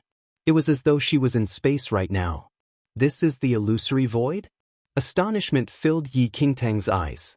Never would she have thought that inside the nebular arch hid such an illusory galaxy. "Welcome to the illusory void, lucky explorer." That voice rang once again, though there was no source. It was as though every corner of this nebula could hear the voice clearly. "Explorer." Yi Qingtang pondered over the meaning of this term repeatedly. Chapter 1347 Constellations 1 Suddenly, the scattered stars started to concentrate together. The stars glimmered and gathered into a round radiant object in front of Yi Qingtang. "Hell, lucky explorer, I'm the god of nature. This place is an illusion formed from my soul." A voice arose from the radiant object. It kept changing its shape but did not reach a final state. "God of nature?" Yi Qingtang stared at the radiant object, and a trace of surprise flashed across her eyes. The god of nature was an ancient god. There was very little information about those ancient gods. Only some clues were left on the second domain. According to the legend, the god of nature could build all kinds of worlds. However, the legends were ancient as well. No one knew about the details. Unexpectedly, Yi Qingtang met the remnants of the god of nature and the soul in the mystic realm in the illusion. The little white tiger was carried in Yi Qingtang's arms. It squinted its eyes as it stared at the radiant object. Though the object did not have a concrete shape, the illusion was filled with majestic power. The compelling power seemed to make it difficult to breathe for anyone. The radiant object did not speak anymore. It changed its form constantly, and the radiance shrank and enlarged accordingly. In the next second, The constellations behind the radiant object seemed to change. The concentrated nebula suddenly spread out, and a few constellations among the thousands showed dreamlike colors, glimmering at the same time. Those constellations moved closer and shined in the black sky. Everything in nature produces different phenomenons. Lucky explorer, each of the 10 constellations in front of you represents a world. You can choose to enter any world in the universe freely for cultivation. This is the reward I give to explorers. The voice came out of the radiant object again. The 10 vastly different constellations floated behind it. All worlds in the universe. Yi Qingtang was taken aback by the 10 constellations. She had entered many mystic realms before, but she had never encountered a situation like this. All the worlds in the universe contain countless variations. Once you enter one of them, even the sun and the moon can be changed. The constellations in front of you are all different. From the 1st to the 10th, the effect of cultivation will increase exponentially. As the radiant object drifted, the constellations on the left side shimmered. Yi Qingtang looked towards the constellations. The higher the level of the constellation, the larger the area. The ones on the right side seemed to be boundless, and their radiance was as bright as the sun. I can choose freely? Yi Qingtang tried to suppress the shock within her and asked slowly. It was rare for people to enter the illusions, and there was almost no clue to the mystic realm. However, there was one thing for sure. Anyone who entered the illusion and came out alive had their power increased exponentially. That's right. The radiant object replied to Yi Qingtang's question. You can choose to enter any of the constellations and cultivate. You are the first one who entered here in the past thousands of years. I can give you some clues as I was alone all this time. Yi Qingtang felt relieved when she heard that there might be some clues. It seemed like the god of nature was quite kind. 1348 constellations to the radiant object shook slightly, and the largest constellation made of 10 stars was surrounded by extremely bright radiance. This is the 10-star constellation and the best place for cultivation. There was one person who entered for 3 days and reached the Holy Venerate stage. 3 days to reach the Holy Venerate stage? Yi Qingtang was shocked as she stared at the 10-star nebula. It took her 300 years in her previous life to reach that stage. As long as she entered the 10-star nebula, it would only take her 3 days to reach the stage that she took 300 years in her previous life. Yi Qingtang felt excited. This is the 9-star constellation. The radiant object spoke again, and the other constellation was surrounded with radiance. There was also another person who entered and reached the Heavenly Venerate stage in 4 to 5 days. Yi Qingtang was totally shocked as she stared at the 9-star constellation. Just the cultivation speed in the 9-star constellation was astonishing enough, not to mention the 10-star constellation. Yi Qingtang lacked cultivation. Her strength stopped improving after she reached the central mainland. She was about to face the ancient Yu clan. If she did not cultivate, how could she get little Yu Yun back? No wonder. The Holy Lord of Shadows sealed the illusion in his secret room. The speed of cultivation is unbelievable. Yi Qingtang was filled with excitement as she stared at the constellations. The reason why the Holy Lord of Shadows could rule the entire central mainland was due to the help from the illusory space. And Yi Qingtang also entered the space now. If you want to level up, these 2 constellations are the most suitable ones for you. They should help with your cultivation, the radiant object said. Yi Qingtang took a deep breath and said, if I chose one of the constellations, can I leave any time I want? Of course. This is a reward for you, and no one will force you to do anything. The radiant object's voice was filled with a trace of a smile. Yi Qingtang's eyes sparkled. She was really lucky. If the Ming Wang did not have the intention to test her, how could she know about the existence of the illusory space? I want to enter the 9-star constellation. Yi Qingtang made her choice. Though the effects of the 10-star constellation were more tempting, Yi Qingtang did not want to be too greedy. That's a good choice. It seemed like the radiant object was laughing. As Yi Qingtang made her choice, the rest of the constellations disappeared in the darkness, and only the 9-star constellation was left. Walk into the constellation, and you'll enter that world, the radiant object said. Yi Qingtang did not know what world the radiant object was referring to. However, it would definitely be extraordinary as it could help her increase her strength exponentially. Yi Qingtang carried the little white tiger and jumped towards the illusory 9-star constellation. Her figure soon disappeared from the constellations as if she had never existed. Yi Qingtang sensed a peculiar feeling. It seemed like she was soaked in cold spring water. She felt that she started to lose her consciousness slowly. Bolts of light flashed across her eyes swiftly, and she could not capture any information. But soon, the image in front of Yi Qingtang changed. The shadows dispersed, and mountains and rivers suddenly appeared. She was awakened by the sound of bird tweets. Chapter 1349 Constellations 3-inch. This is the world in the 9-star constellation? Yi Qingtang raised her eyes and sized up the place. However, the moment she finished her words, she could feel the intense and intoxicating spirit energy in her surroundings. The spirit energy on the central mainland was more intense than the first domain.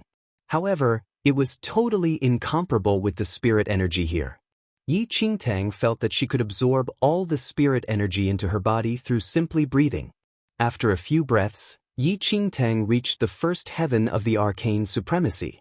Yi Qingtang was stuck at the 10th heaven of Yin-Yang perfected Lord level for a very long time and did not find the right opportunity to level up. However, she entered the higher stage with just a few breaths? Now, Yi Qingtang totally believed the radiant object's words. In such a place that was filled with intense spirit energy, it was not impossible to reach the heavenly venerate stage in 4 to 5 days. Yi Qingtang was curious at the same time. If the spirit energy in the 9-star constellation was so intense, what kind of spirit energy was in the 10-star constellation? Before Yi Qingtang could pull herself out of the joy and surprise, a long-tailed bird flapped its wings and flew across her from the forest. It was supposed to be a very normal thing. However, as the bird flew past Yi Qingtang, she was thrown out by the wings. An insurmountable force hit Yi Qingtang's chest directly. Heavenly venerate stage. Yi Qingtang tried to stabilize herself as she stared unbelievably at the bird that flew past her.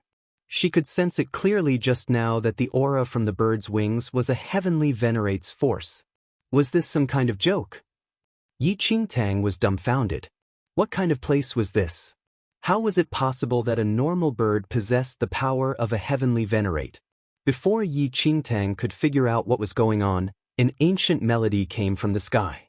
She looked upwards towards the origin of the sound, but, in midair, a few shadows could be seen vaguely among the dark clouds.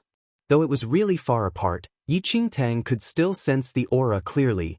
The strength of the aura made Yi Qingtang's brain buzz, and the ancient melody seemed to chop her heart and soul into pieces. As the sound moved closer, noises arose from the forest.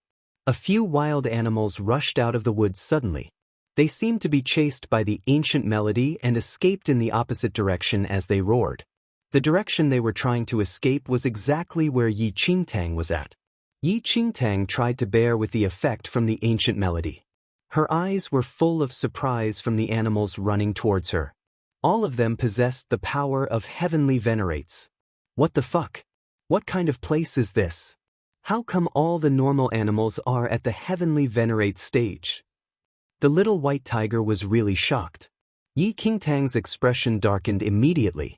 If she was knocked by any of the animals, she could be killed right away. What kind of cultivation place was this? Any creature here could kill her instantly.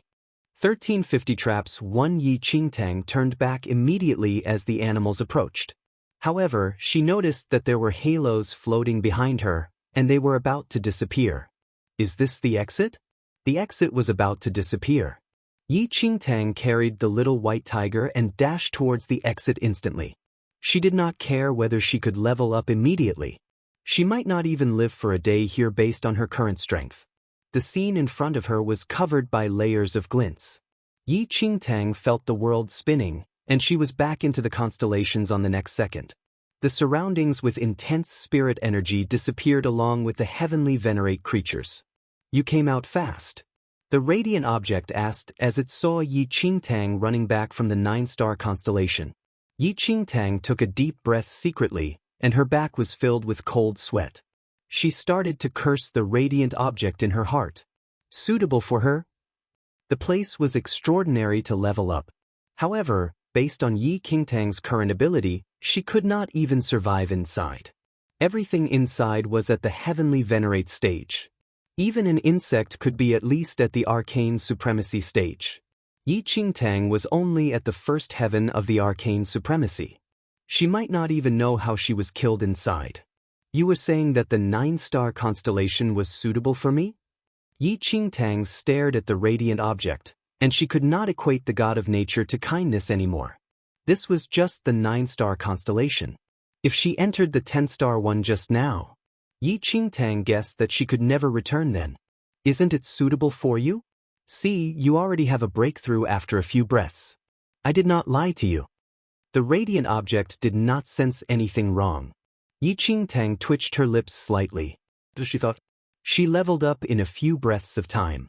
If she stayed for a few more seconds, she could be crushed by the heavenly venerate creatures. Yeah, it's suitable. It was full of heavenly venerate creatures. Even a bird could kill me just by flapping its wings, Yi Qingtang said. Oh. The radiant object was silent for a while. I assume that the world inside the 9-star constellation has changed and is different from what I know. Though these constellations have a fixed star level, the illusory worlds inside are not fixed. They can transform into another world anytime. I did not expect that you would enter that world. The radiant object's voice sounded very sincere. It seemed like it totally did not notice that it almost killed Yi Qingtang. How would she believe it again? Yi Qingtang did not doubt the god of nature's consciousness. However, she was misled into such a trap, and she would not believe it anymore. She did not know whether the worlds inside these constellations would change. She definitely did not believe that the god of nature could not sense the world inside the constellation. The whole mystic realm is formed by its soul. How could it now know about that? What the hell? Yi Qingtang was very glad that she did not enter the 10-star constellation out of greed. Yi Qingtang realized that the consciousness of the god of nature was quite evil. It told her that she could enter and leave the world inside the constellation freely. However, as she came back, the door was about to disappear. 1351 traps. 2. She was too naive as she did not expect such traps from the god of the nature. Since you're not very comfortable with that, I suggest you can enter the 8-star constellation for cultivation. It is easier than the 9-star one. The radiant object offered a nice suggestion. Yi Qingtang did not buy it anymore. She ignored the central constellations and looked towards the 1-star constellation at the end. She could level up exponentially inside high-star level worlds, but they were of high danger. She might get herself killed just due to her greed. She should just follow the order and cultivate step by step. I want to go to the 1-star constellation, Yi Qingtang said. She should be humbler before she understood everything here. She did not want to die here before she could even level up. The radiant object did not seem to be pleased by Yi Qingtang's choice. It remained silent for a long while before it sighed. It is really a waste for you to enter the 1-star constellation based on your potential. How about, I want to enter the 1-star constellation. Yi Qingtang now understood the god of nature's way of thinking. She would choose the one that it was not happy about. The radiant object did not seem to meet anyone so stubborn before. Alright, I will not say anything since it's your own choice. But let me tell you something, the world inside the 1-star constellation is not that great, it said after a long silence. It was still trying to influence Yi Qingtang's choice. Yi Qingtang did not bother to reply. She carried the little white tiger and walked into the 1-star constellation that floated in front of her. Her view was covered by glints again. Yi Qingtang felt a sense of peace after the world spun in front of her. She opened her eyes, but she was stunned by her surroundings. She was in a poor little room. There was only a bed and a lame wooden table. The floor was filled with dirt. She raised her eyes and noticed that the door was locked. It seemed that there were a few young men chattering outside softly. This is the world of the 1-star constellation? Yi Qingtang had a strange feeling. But she realized that the spirit energy here was more intense than the central mainland. It was incomparable with the one inside the 9-star constellation, but it was still very intense. What kind of place is this? It's covered by a rotten smell. The little white tiger lied on Yi Qingtang's arm and stared at the mess on the floor. There was a lot of food left on the floor, and all of it was rotten and gave out a pungent smell. Yi Qingtang looked around for the exit of the constellation. The exit was at the corner of the room and dispersing slowly. She should have some time left before it totally disappeared. As Yi Qingtang checked her surroundings, she could hear the discussion from the young men outside. If the eldest young lady still doesn't behave herself, I think Master is tired of her. I heard that the Master has ordered someone to clean the outer house. He will ask the eldest young lady to move in soon. It's good for her to move over. She's crazy every day, and we still have to send her food here. The room stinks. I don't want to be near here at all. Chapter 1352 Traps 3. Yi Qingtang was confused as she heard the discussions from the people outside. She walked towards the door and peeped through it to take a look outside. She tried to figure out what those servant-looking people were talking about. Yi Qingtang was more careful this time. She observed the aura on these few people secretly, trying to know their strength. However, she was stunned as those servants had no spirit energy at all. That shouldn't be the case. The spirit energy here is more intense than the central mainland. Unless they are born with no talent for cultivation, they should have some cultivation. Yi Qingtang frowned slightly. A radiant ball appeared behind her as she was confused with the situation. Yi Qingtang's eyes were filled with surprise as she stared at the radiant ball. What was going on? How come the soul of the god of nature also followed her here? I said, this world is boring. The radiant object murmured unpleasantly. As it finished its words, the radiant object started to twist in front of Yi Qingtang. It transformed into a 3- or 4-year-old child after a few seconds and landed on the floor. The child's entire body was surrounded by halos. Though he appeared to be very innocent, his hair was totally white. This is really too filthy. I really don't even want to come to the world of the one-star constellation. The little child scanned through everything in disgust. His expression darkened as he saw the rotten food he was stepping on. He immediately floated into midair. God of nature? Yi Qingtang stared at the corny child and asked carefully. The god of nature then raised his head and took a quick glance at Yi Qingtang. The disgust on his face was immediately replaced by profoundness. Lucky explorer, do not need to be surprised by what you see here. I am the god of nature, and I can turn into anything I want. What a surprise! Yi Qingtang stared at the profound child and could not help but want to give him a kick. Why are you here? Asked Yi Qingtang. Of course, I'm here to give you your mission, the god of nature said as if it was a matter of fact. Yi Qingtang was confused. Oh, I forgot to tell you earlier on. After you enter the world of any constellation, you need to finish the mission I give to you before you can leave the world. Of course, after you complete the mission, I will give you nebula points based on the difficulty of the mission. You can use the points to exchange for equivalent rewards in my star pavilion, the god of nature said. Yi Qingtang was stunned by the amount of information. Wait, Yi Qingtang stopped the god of nature's rattling. You said that I need to complete your mission in order to leave this world? Yi Qingtang stared at the god of nature and doubted what she just heard. Yes. The god of nature nodded.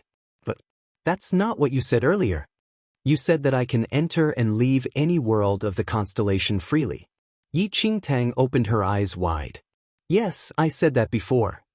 The god of nature did not find anything wrong. He lifted his hand and pointed towards the entrance of the constellation that had almost faded completely. Before the entrance disappears, you can enter and leave freely. After the god of nature finished his words, the illusory entrance of the constellation totally disappeared. Chapter 1353 Su Qiao 1. Yi Qingtang fell into the god of nature's trap again. Can an ancient god fool people around? Don't they have their morals? It was totally impossible to guard against their traps. Just accept it. Since it's your first time here, I can show you something from the star pavilion. The god of nature waved his little hands, and a cluster of stars appeared in front of his eyes. There were numerous spots in the stretch of stars. He touched one of the spots, and then it moved forward. A white jade fan was surrounded by the halo from the star. This is the illusory moon feather fan, a heaven-grade divine weapon. The god of nature touched the feather fan. He waved his hand again to send the fan away and then touched another star. The star enclosed a top-grade elixir. Soul Formation Elixir. It can be used to cultivate immortal and Buddha bloodlines. Yi Qingtang stared at the two treasures in shock. Heaven-grade divine weapon? Soul Formation Elixir? She had never seen these things before. There are more. As long as you complete the mission, you can use your nebula points to exchange them. I'm always very generous to explorers. The god of nature smiled and said. Yi Qingtang looked at the star pavilion that was dispersed by the god of nature with perplexed feelings. The god of nature was an ancient god, and he definitely possessed many treasures. Nothing from those normal mystic realms could compare with these, though it still felt like a trap. Those things really piqued Yi Qingtang's great interest. Furthermore, she had entered the world, and there was no way that she could leave before completing the mission.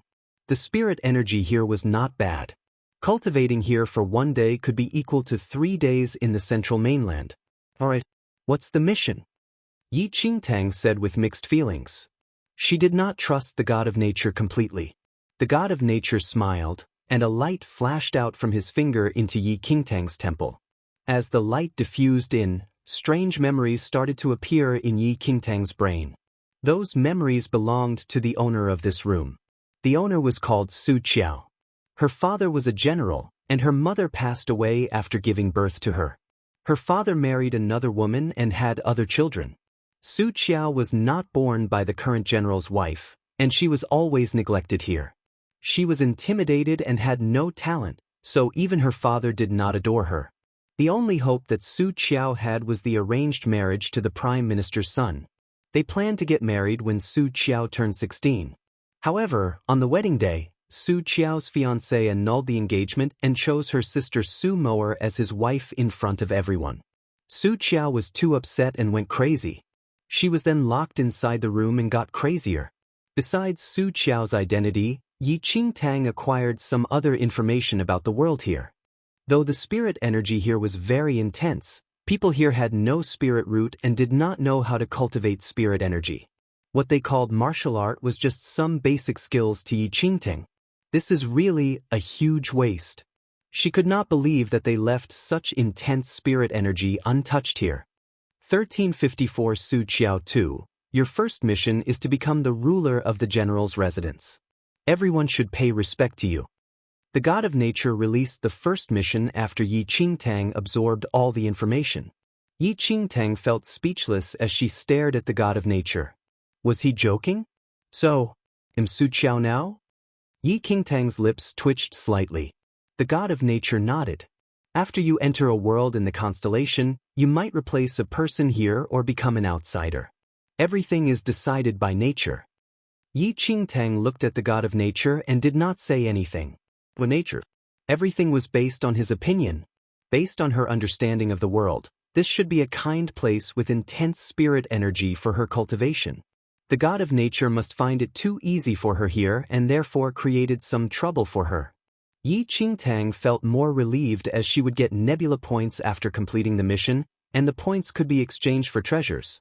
As long as everyone here pays respect to me and I'll be the in charge here? Yi Qingtang raised a brow and took a glimpse at the god of nature. The god of nature nodded. A smile appeared by Yi Qingtang's lips. She carried the little white tiger and walked towards the door. She raised her leg and kicked the door. The locked door was kicked open with a loud bang. The few servants who were chatting outside were knocked down by the force as well. Su Qiao? The servants were shocked as they looked at Yi Qingtang, who walked out of the door. In their eyes, Yi Qingtang was Su Qiao now. How dare you call my name? Yi Qingtang smiled.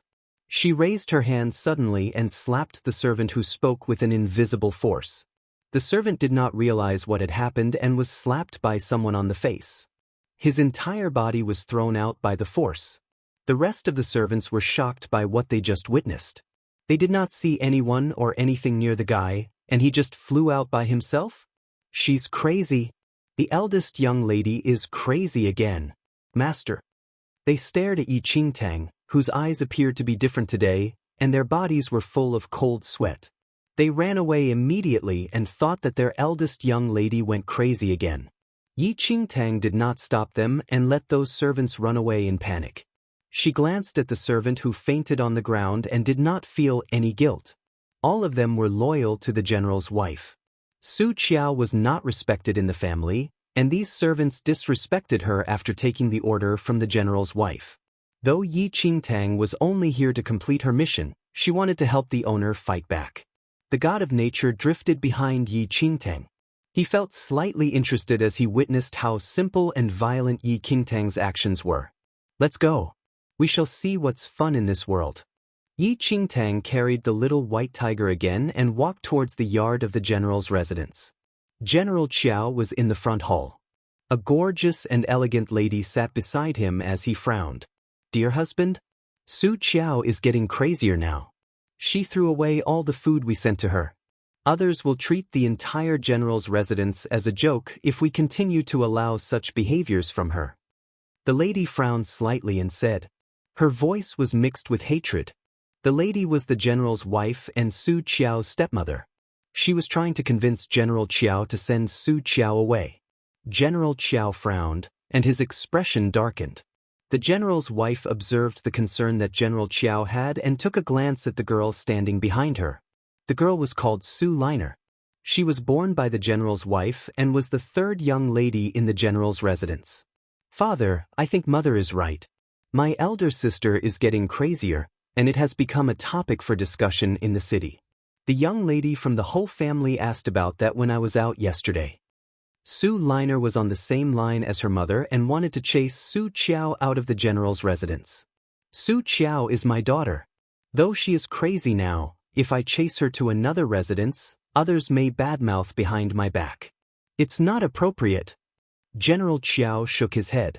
He did not care about Su Qiao's life at all. He only bothered whether others would say something about him if he chased his daughter out, as it might affect his future. We are just sending Su Qiao to another place for her to recover, not chasing her out. It's suitable for her there as it's quiet. I know you care for Su Qiao, but think about Liner and Moer. Moer just entered the Prime Minister's residence, and Liner is at the age for marriage soon. Su Qiao's craziness might affect Moer and Liner's future if we continue to keep her here. They are your daughters as well. You need to consider their reputation. The general's wife expressed her concerns. She was not guilty at all, as if she did not know what resulted in Su Qiao's craziness. Her daughter Su Moer took away Su Qiao's fiancé and humiliated Su Qiao in front of everyone. This. General Qiao frowned. He raised his head and saw Su Liner's wronged expression and made his mind. Tomorrow, ask someone to take Su Qiao to the other residence then. Both the general's wife and Su Liner were delighted. Su Qiao was crazy now. If she were sent to the remote residence, no one would know anything even if she died there. I shall prepare for that, the general's wife said slowly. General Qiao nodded. The moment the general's wife stood up, a few servants looked flustered and rushed in. Master, lady, the eldest young lady is crazy again. You should go and take a look. She's crazy again? General Qiao's expression darkened. He felt slightly guilty deciding to send Su Qiao away, but now, it could no longer be avoided. His reputation would be ruined if she continued to be crazy. Master, Su Qiao cannot be here anymore. I think she should be sent away as soon as possible. How about today? The general's wife said. Prepare the carriage to send our eldest young lady to the other residence now. General Qiao did not bother to say anything else. However, a figure walked in slowly from the entrance of the front hall. General Qiao and the rest looked towards the figure and realized that she was the crazy Su Qiao, and she walked into the front hall. Who allowed you to come here? If others see you, my reputation will be ruined. Get back right now. General Qiao frowned and commended. He did not want anyone to see his crazy daughter. Someone restrain Su Qiao right now. She may hurt others when she gets crazy. The general's wife gave orders to the servants as she looked at Yi Qingtang in disgust. A few strong servants immediately walked out and wanted to restrain Yi Qingtang with rope. However, before they could get near her, an invisible wave of air came out from Yi Qingtang's feet. Everyone was thrown out by the wave of air and landed heavily on the ground. Please go to read the latest chapters for free. Chapter 1356. So week 1, the world here was totally different from the one Yi Qingtang was in previously. Though it was full of spirit energy, people here did not know how to make use of it besides knowing how to perform some basic fighting moves. Yi Qingtang changed her identity, but her capability and strength remained the same. She was not sure how much difference there was between her and the people in this world. It was lucky that she could test it out in the general's residence today. However, Yi Qingtang really felt that they were as weak as the ants when she stared at the servants lying on the ground. The cultivators in this world are all so weak? They could not even compare with the most inferior Khanate level 5 people in her world. Everyone else in the hall froze as they saw the servants falling onto the ground. They could not understand how these people fell onto the ground as no one seemed to have done anything. Of course, they would not know that it was the result of Yi Qingtang's power. Get up, pieces of craps! General Qiao shouted impatiently. He was always obsessed with martial arts and was very experienced in that. The reason why he disliked Su Qiao was that she had no talent to learn martial arts at all. His abilities must be one of the best in the world. If not, he could not be the general here. However, he could not figure out how these people fell and just thought they were trying to be lazy. All lazy bastards. Can't you even restrain a mad girl? The general's wife did not expect that the useless Su Qiao did this, and she shouted in rage. However, those servants groaned on the floor and could not get up no matter how the general and his wife tried to command them. General Qiao frowned when he saw the servants rolling on the ground. His eyes were filled with impatience. He walked forward directly and was going to restrain his crazy daughter in order to send her to another residence. Yi Qingtang was slightly curious when General Qiao walked towards her. Based on the clues she knew about this world, General Qiao should be one of the most powerful people in this world. There should be no one who was more powerful than him here. Yi Qingtang was waiting to see how much difference there was between her ability and the general's. General Qiao lifted his hand and was about to grab Yi Qingtang's shoulder. Based on his ability, it should be as easy as lifting up a chicken to grab Su Qiao. The moment General Qiao stretched his hand out, Yi Qingtang did not move but released one trace of her force within her body. Boom! A loud sound was heard in the hall. General Qiao, whose face was filled with unpleasantness, was thrown out by the force. His giant body landed heavily on the ground. Yi Qingtang stared at General Qiao with perplexed feelings. He was thrown out by that little amount of force from her. Powerful figure of the world? The most powerful general? How could he be so weak? As Yi Qingtang was amazed at how weak the most powerful person in this world, it was chaos in the hall. Master, what happened to you? The general's wife witnessed how General Qiao flew out and rushed forward nervously, trying to get him up. General Qiao felt that he was just trodden by numerous horses. The pain was unbearable and his head buzzed. Chapter 1357. So week 2, General Qiao did not know what was going on. A huge force had suddenly sent him flying. The impact of the force was greater than anything he had encountered before. Su Liner and the general's wife immediately turned their attention to General Qiao and did not notice anything strange about Yi Qingtang. What's going on? A handsome man suddenly entered from another room. When he saw the chaos in the main hall, he could not help but show his curiosity. Then, his gaze fell on Yi Qingtang, who was standing nearby, and he immediately looked disdainful.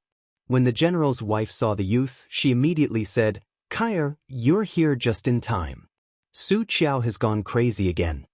The youth's name was Dongfang Kai, and he was the nephew of the general's wife. Because the Dongfang family lived near the general's residence, they often dropped by. Dongfang Kai frowned slightly, and his expression grew more contemptuous as he looked at Yi Qingtang.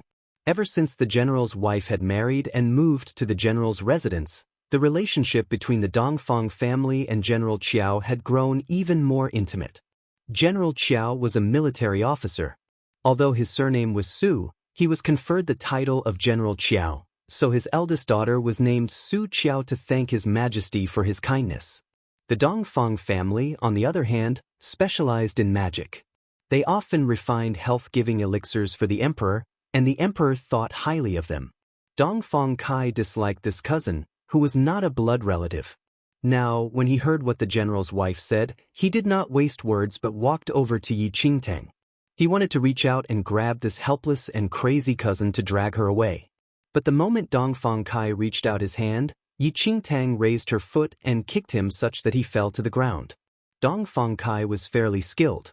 When the general's wife had married and moved into the general's residence, he had also trained with General Qiao from a young age and was skilled in martial arts. Among his peers, his skills were considered exceptional. However, Su Qiao was a good-for-nothing who could not even practice martial arts. Naturally, Dongfang Kai was not on his guard. This kick broke several of Dongfang Kai's ribs. He fell heavily to the ground with a grunt, blood seeping from his mouth. Yi Qingtang was speechless when she saw Dongfang Kai lying on the ground, vomiting blood.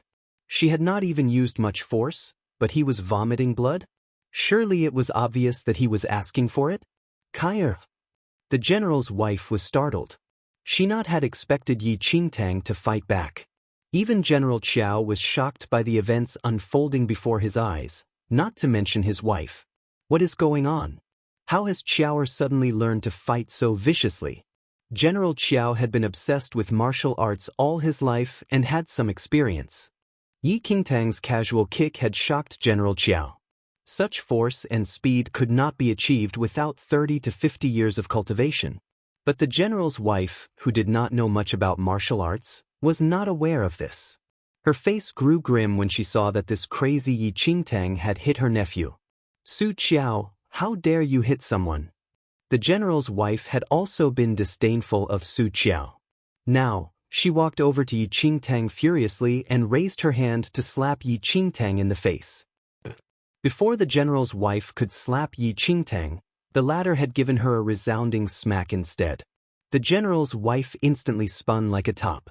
The force of the blow caused her to spin several rounds before she stumbled and fell onto the ground. Chapter 1358. So weak 3. An imprint of 5 fingers flamed on her cheeks, looking startlingly red. Her lips had cracked from the blow. You, the general's wife stared incredulously at Yi Qingtang, who had dared to hit her. Dongfang Kai, who was nearby, saw that something was amiss. He ignored the pain from his injuries and hurriedly fled the general's residence. How dare you hit me? Who do you think you are? I'm your mother. The general's wife had never been so offended, and her expression was extremely ugly. You're not fit. Yi Qingtang swept a cold glance at the general's wife. She knew from Su Qiao's memories that the general's wife had never treated Su Qiao as her own daughter but continually abused her. Even the servants had better treatment. Su Qiao's abilities were mediocre, but not so poor that she could not learn a few punches and kicks by training with General Qiao. However, when Su Qiao was young, the general's wife had seized the opportunity to spike her food with a slow-acting poison. Hence, Su Qiao's body was not able to withstand any kind of martial arts training. In the incident in which Su Moer had snatched Su Qiao's fiancée, it was also the general's wife who had come between the original couple. Now, they had driven Su Qiao crazy, but the general's wife still would not let her off. Instead, she wanted to send Su Qiao to another residence and kill her. Yi Qingtang had no qualms about beating people like that. Furthermore, she had not used any force at all. She had just casually waved her hand. How was she to know that the general's wife was so fragile she would be sent spinning? Master, look at this fine daughter of yours. She treats me like that. The general's wife held her face, looking aggrieved. But because of the slap, she did not dare to advance again, only complaining to General Qiao. She was perplexed. Hadn't she destroyed Su Qiao's body long ago? How was it that the force of this slap had caused her skull to vibrate with pain? General Qiao had not yet recovered his wits. His attention was fixed on Yi Qingtang's kick. Even General Qiao could not attain the force and speed of this kick. What's going on? When the general's wife saw that the general was stunned, she was deeply unhappy. But before she could speak again, a dozen figures appeared at the doorway to the general's residence. One of them was Dongfang Kai, who had sneaked away just now. He was accompanied by many of the elites from the Dongfang family. Even the master of the Dongfang family, the brother of the general's wife, Dongfang Qing, had hurried over. The Dongfang house was not far from the general's residence. Although Dongfang Kai was injured, he had managed to hurry back quickly. The general's wife had long wanted to get rid of Su Qiao, whom she viewed as a nuisance. Now that Su Qiao dared to hit someone, Dongfang Kai naturally would not pass up this chance. He had gone home to summon the others and was prepared to pressurize General Qiao into getting rid of his crazy daughter. Brother Dongfang. General Qiao had not expected the Dongfang family to arrive. But he was in no position to be bothered about anything else, so he spoke civilly. Dongfang Qing nodded slightly. His rather sinister eyes swept over Yi Qingtang, who was standing in the middle of the main hall. Then he looked at General Qiao and said, "General, or perhaps I should address you as brother-in-law. My younger sister has been married to you for many years and has treated everyone in your residence well. She has doted on your daughter, Su Qiao. Now, Su Qiao is not only crazy, but she has dared to hit her mother, who is her elder. You must give me an explanation today." 1359 You are deliberately provoking me. One General Qiao froze for a moment, but before he could reply, his wife threw herself at Dongfang Qing as if she suffered some terrible grievance. "Elder brother, if I had listened to you and gotten rid of that crazy girl earlier, this would not have happened. See, she actually dared to treat me like this. There is no place for Liner and me in the general's residence." The general's wife pushed the fiery red finger imprints on her face in front of Dongfang Qing, as if afraid he could not see them. Dongfang Qing's expression grew grim as he looked coldly at General Qiao. "If Brother Su cannot bear to take a lunatic like this in hand, then I better take over." General Qiao's expression stiffened. Although Dongfang Qing did not have an official position in court, his skills in refining elixirs were greatly valued by the emperor. Even General Qiao had to be civil to him. However, General Qiao looked at Yi Qingtang again, and his expression became conflicted. However, before General Qiao could speak, Dongfang Qing rushed at Yi Qingtang with the group from the Dongfang family that had come with him. In his eyes, Su Qiao was only a helpless girl and a lunatic. They could capture her easily. And since Su Qiao would certainly struggle in the process, if they pretended to accidentally kill her while capturing her, it would be too late for General Qiao to protect her even if he wished to do so. "Wait a minute," General Qiao suddenly spoke. He seemed about to stop them, but his wife collapsed in his arms, pretending to be frail. She clung to him such that he was unable to free himself. Yi Qingtang looked expressionlessly at the group from the Dongfang family who had surrounded her. Her gaze suddenly passed over the god of nature, who was following behind her. At that moment, the god of nature looked delighted. However, Yi Qingtang realized that others could not see the god of nature. "As long as everyone in the general's residence submits to me, my mission is complete." Yi Qingtang suddenly spoke to the god of nature. That's right. The god of nature was prepared to watch a good show. Yi Qingtang's lips suddenly curved in amusement as she looked at the group from the Dongfang family with their evil intentions. Be it General Qiao or Dongfang Kai, their abilities were so poor that Yi Qingtang was not even interested in exerting herself. But when she saw so many people rush at her, she thought she might as well test whether the people in these worlds were really so incredibly weak. The group from the Dongfang family had not heard the conversation between Yi Qingtang and the god of nature. They simply followed Dongfang Qing's instructions and rushed forward to capture her. But when they had advanced and just rolled up their sleeves to catch and kill this lunatic, a cold light suddenly flashed across Yi Qingtang's eyes. A blast of air suddenly rose from Yi Qingtang's feet, and her figure vanished instantly. Before Dongfang Qing could see Yi Qingtang, he suddenly felt a huge force attacking him from behind. He was instantly sent flying. No one present knew what was going on. They only saw a flash of light that looked like lightning rushing around them. The light passed in an instant, leaving chaos in its wake.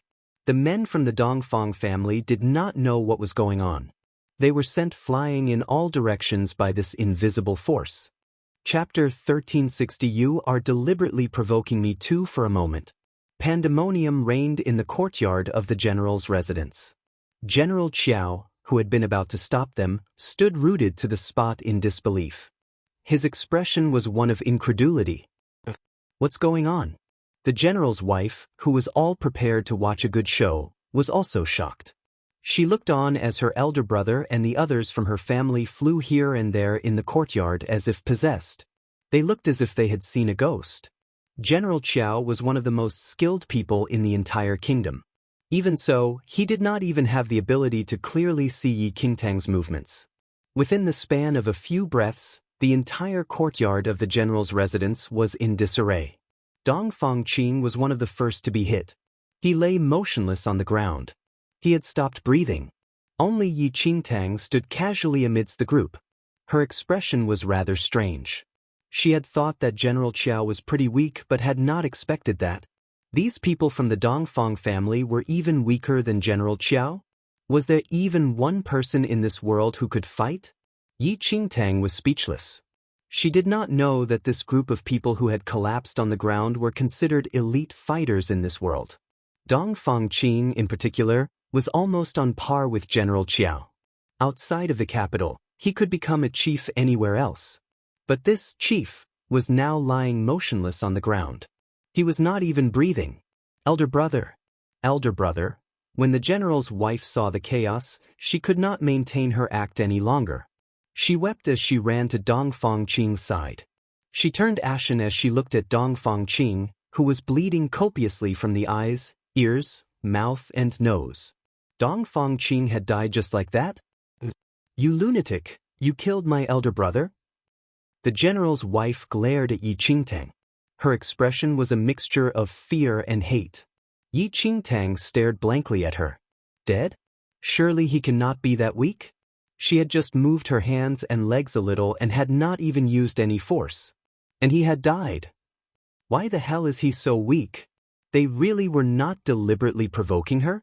For some reason, Yi Qingtang had a strange feeling that the disparity in ability between her and the people of this world was even greater than that between her and the heavenly venerate level animals in the 9-star constellation.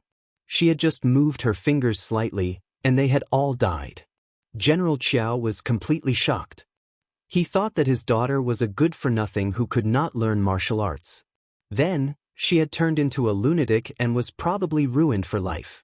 Unexpectedly, Yi Qingtang's casual act today had smashed General Qiao's worldview. How terrifying was her power! Even his master probably could not defeat dozens of people from the Dongfang family in such a short span of time. Apart from Dong Fangqing, a dozen men from the Dongfang family had come along. Now, 7 or 8 of them were dead, and the survivors were all injured. Up to now, they could not figure out what kind of sinister power Yi Qingtang had used to strike them all down. When the rest saw that their family master was dead, a chill crept down their spines. They were so frightened that they shivered. Because Dongfang Kai was injured, he had not advanced. He thought that his father and the general's wife could take care of this lunatic, but who knew? In the end, all he had was Dong Fangqing's body that was slowly turning cold. Su Qiao. You dared to kill my father. Dongfang Kai shook as he stared at Yi Qingtang. Even if one beat him to death, he would never have believed that Yi Qingtang could kill his father so easily. One should know that, in Dongfang Kai's heart, his father was one of the best in the entire kingdom in terms of skill. In the capital, no one could defeat his father besides General Qiao and a few of His Majesty's guards. He was too weak, Yi Qingtang said casually but truthfully. She had not intended to kill anyone. However, these people's abilities were so poor that she could not bear looking at them. How was she to know that she could kill someone just by raising her hand? Yi Qingtang had recently attained the arcane supremacy first heaven. In the vast expanse of the central mainland, her abilities were simply the foundation of any other cultivator's abilities. But in this world where there was no such thing as cultivation, it was an entirely different story. It was like a person in armor standing in an ant's nest. He could cause widespread destruction by just moving his hands. Although Yi Qingtang was speaking the truth, the words sounded incredibly shameful and mocking to Dongfang Kai. Although Dongfang Kai's heart was filled with hatred, he was not stupid. He did not dare to contest Yi Qingtang. He could only slink away. Yi Qingtang did not intend to stop him. She was still familiarizing herself with everything in this world. including martial skills that were so weak they were almost negligible. Also, if she wanted to complete the mission that the god of nature had given her as soon as possible and obtain nebula points. Although the people here were indescribably weak, the area was rich in spirit energy. Yi Qingtang only needed to complete her mission, and then she could cultivate here while also obtaining nebula points to exchange for a treasure in the Star Pavilion. One must know that of the two items she had seen, her abilities would be greatly enhanced by either one. The general's wife was in shock. She embraced Dong Fangqing's body and wept. Su Liner was terrified. She looked dazed when she saw the ground full of blood. General Qiao's expression was very complicated. When he looked at Yi Qingtang, he looked both surprised and delighted. He had thought that his daughter was completely ruined, but who knew she actually possessed such terrifying power? How could a martial arts enthusiast like him not be excited? Qiao, you go back. I will take care of everything here. General Qiao stepped forward. His expression was strange, but he continued to maintain his protective attitude towards Yi Qingtang. His Majesty greatly values Dong Fangqing. Now that you have killed him, the Dongfang family won't let you off so easily.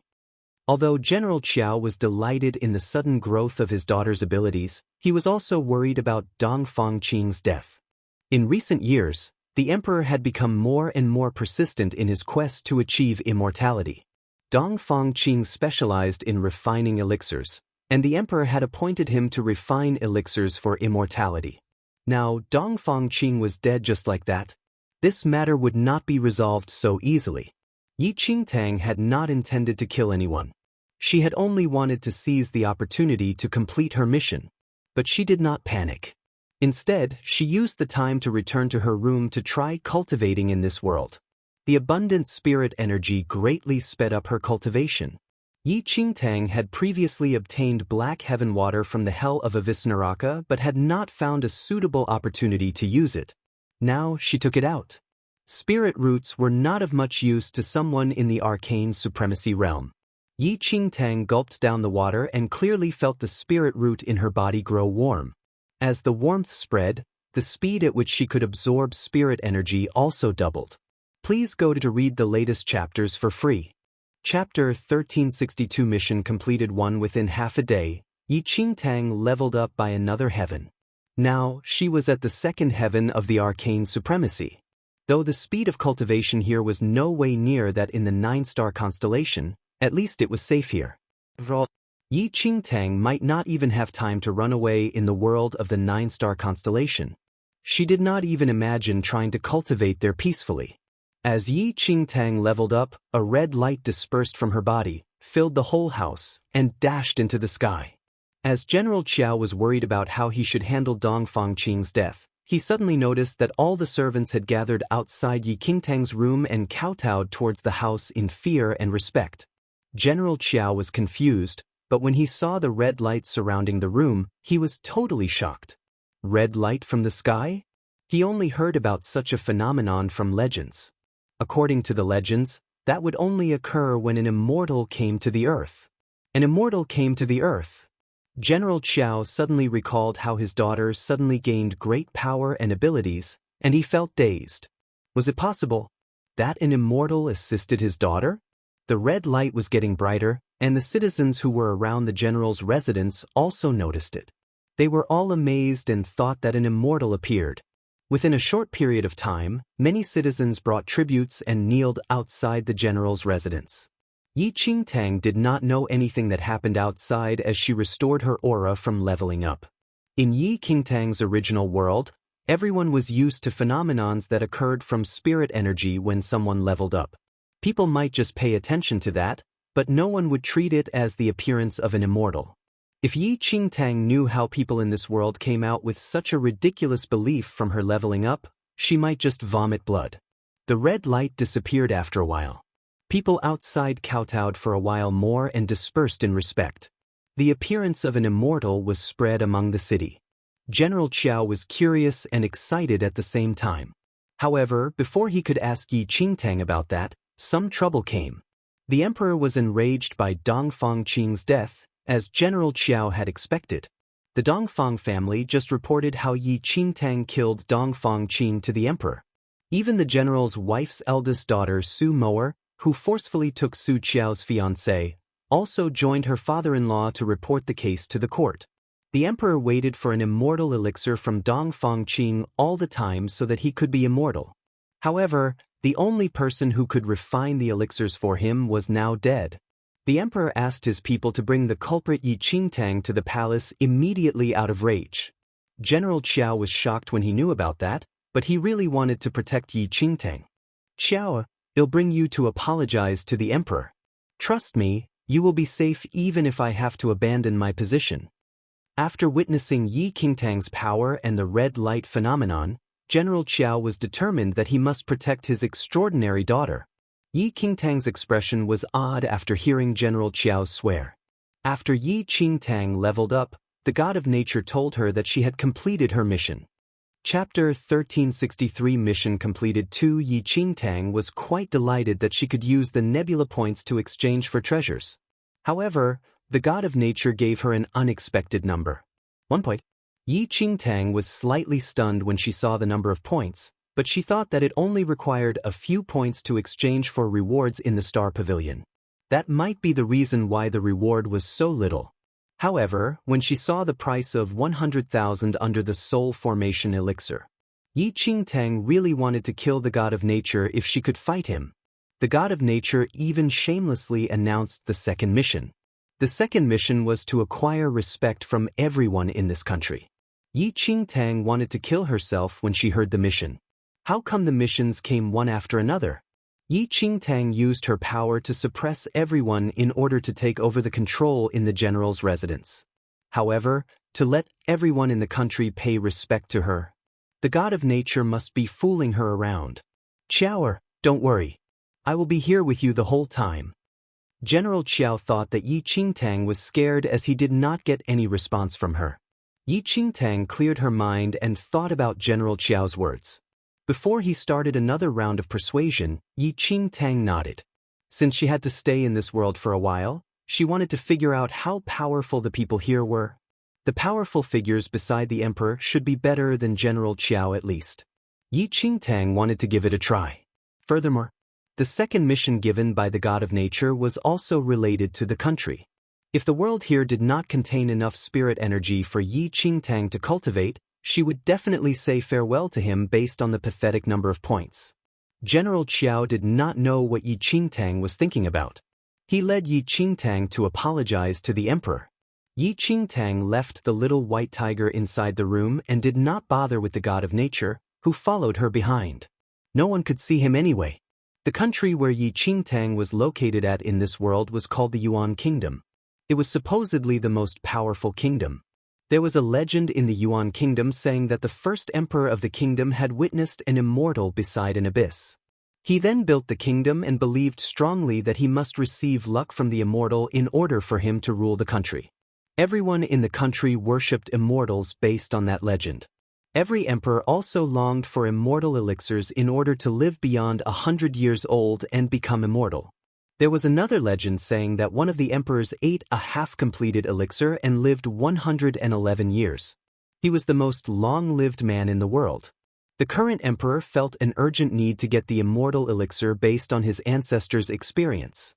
When General Qiao brought Yi Qingtang to the royal palace, Yi Qingtang saw the obese emperor, who was in luxurious clothes, sitting in a tiny throne in rage. A few higher-ups, as well as Su Moer and her husband, were waiting in the palace for quite a while. They were very hostile when they saw Yi Qingtang walking into the palace. "Your Majesty, I have brought my disloyal daughter Su Qiao here." General Qiao took a step forward and paid respects to the emperor. Yi Qingtang stood straight in the palace and did not intend to pay respect to the obese emperor at all. The emperor's face was filled with a murderous expression, and he did not care about General Qiao's bow at all. Chapter 1364 Mission completed 3. The emperor said coldly, "General Qiao, you have a good daughter here. How dare you to kill Taoist Master Dongfang? Your family is really not afraid of anything." People who were good at refining elixirs were called Taoist masters in this world. Dongfang Qin was the best master in refinement in the Yuan Kingdom. Your Majesty, Qiao is still young. She was crazy for a period of time due to some events.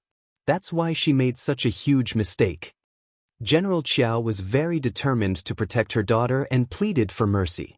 However, the emperor would not let go of Yi Qingtang so easily. General Qiao, I should not take it on your whole family since you have contributed greatly to the kingdom. However, Su Qiao will be dead here. You're always loyal to me, so she will be just given a glass of poison. After the emperor finished his words, a servant at the side held the glass of poison that was prepared long ago and walked forward. General Qiao was shocked when he saw the poison. How could he not know about it after being the general for so many years? He was too familiar with its bitter smell. That was a special poisonous wine in the royal family. It was so poisonous that anyone who consumed a drop of it would have his organs to rot and die. There was absolutely no cure to it. Obviously, the emperor did not want to keep Yi Qingtang alive. He did not show any mercy even when General Qiao kneeled and pleaded.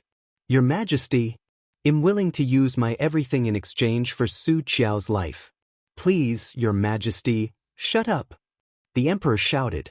You should be grateful for your contributions over the years. If not, your entire family will die along with Master Dongfang today. Master Dongfang had been looking for ways to refine immortal elixir for me all the time. Su Qiao did not only kill him, but she also killed my opportunity of being immortal. The emperor gritted his teeth and said, he really wanted to kill the entire general's family, but he had to acknowledge the contributions from General Qiao, and the prime minister's family also pleaded for him. General Qiao's body was filled with cold sweat. He knew that the emperor must be very angry, but he did not expect that he would be so furious. Su Moer was confused as she stared at her nervous father. Why, all of a sudden, would her father protect Su Qiao when he did not care about him all the time? However, Su Moer received an order from the general's wife that Su Qiao must be dead here. This would be revenge for Dongfang Qing. Su Moer took a step forward, held the glass, and walked towards Yi Qingtang. Elder sister, the mistake you made is unforgivable. You must take this in order to save the entire Su family. Yi Qingtang was not familiar with Su Moer, but she knew that this was Su Qiao's sister who took her fiancé away. She did not bother to reply to her. Instead, she took a glimpse at the poisonous wine. She could smell its bitterness before even tasting it.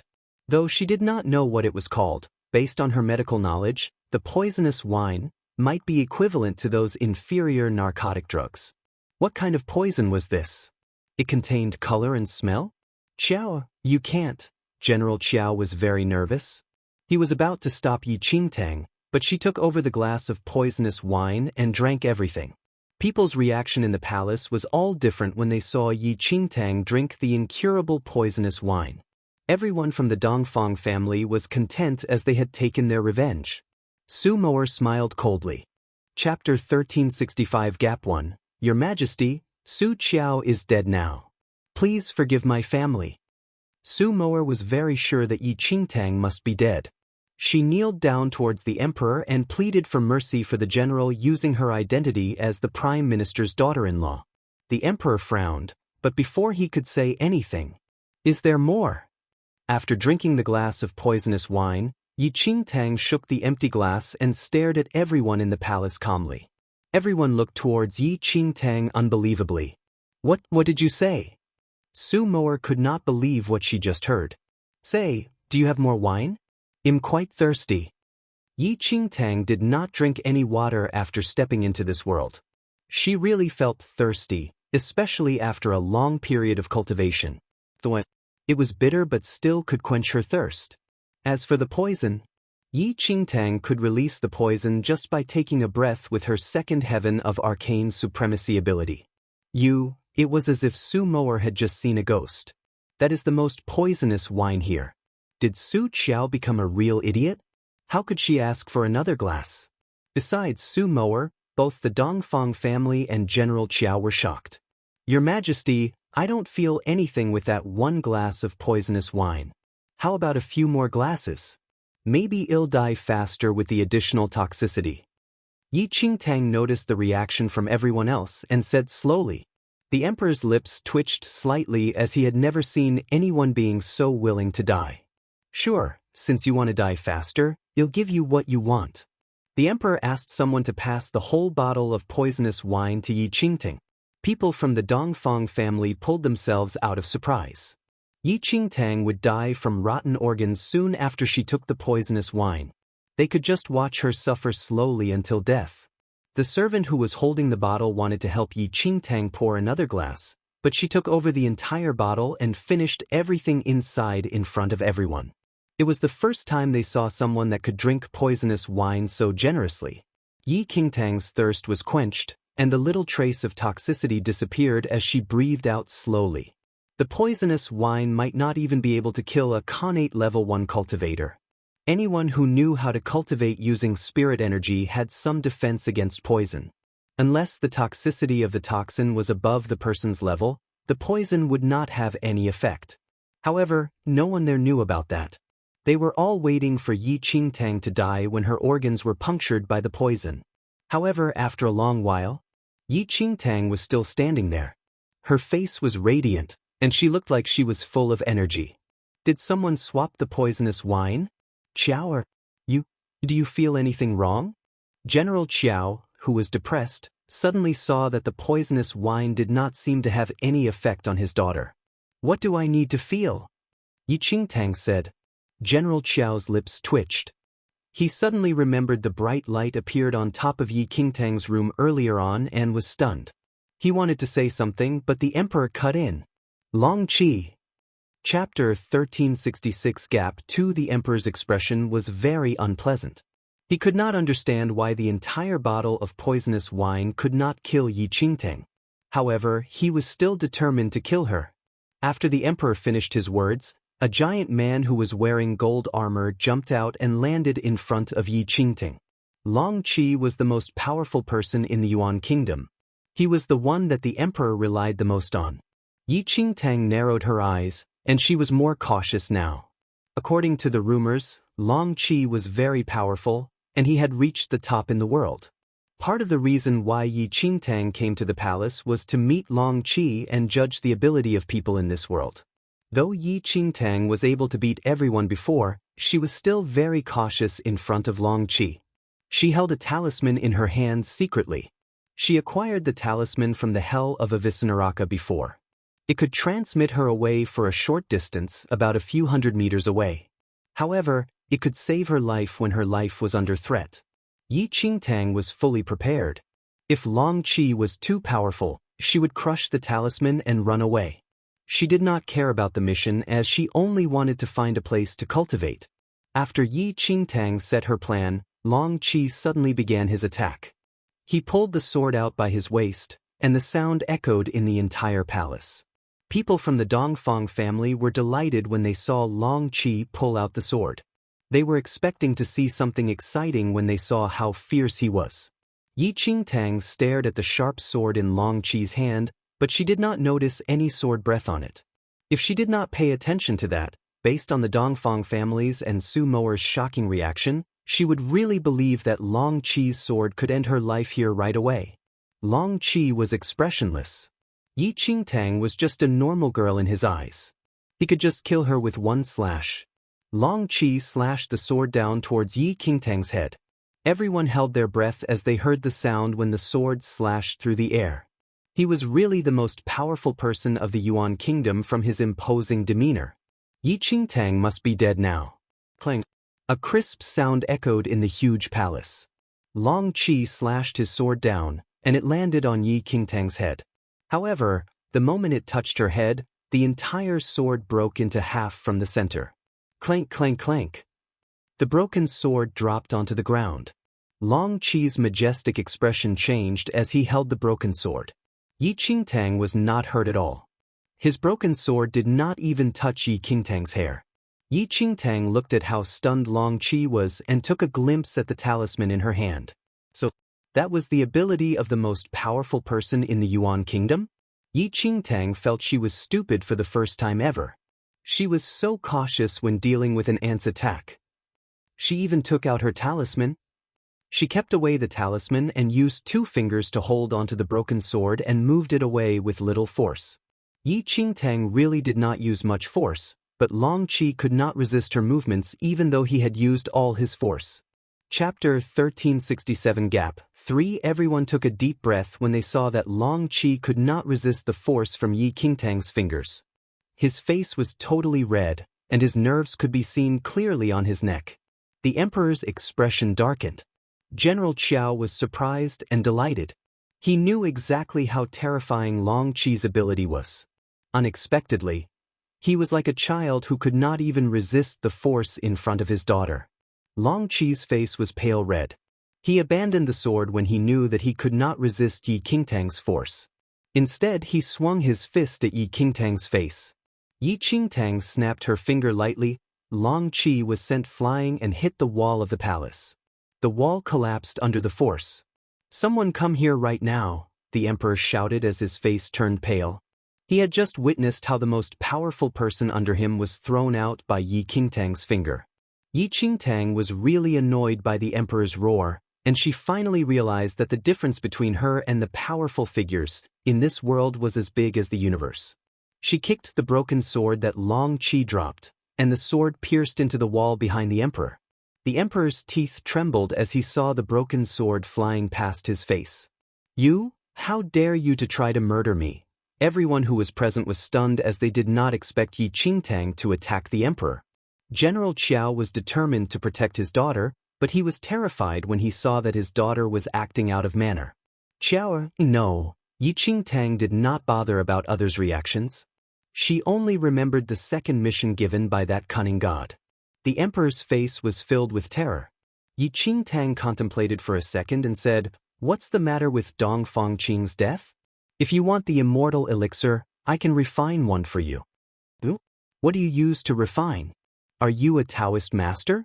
You think that when you say you can, it really means you can achieve that?" Even Master Dongfang did not manage to refine the immortal elixir. "How dare you say such things?" The Emperor was agitated and scared at the same time. Yi Qingtang raised her eyebrows.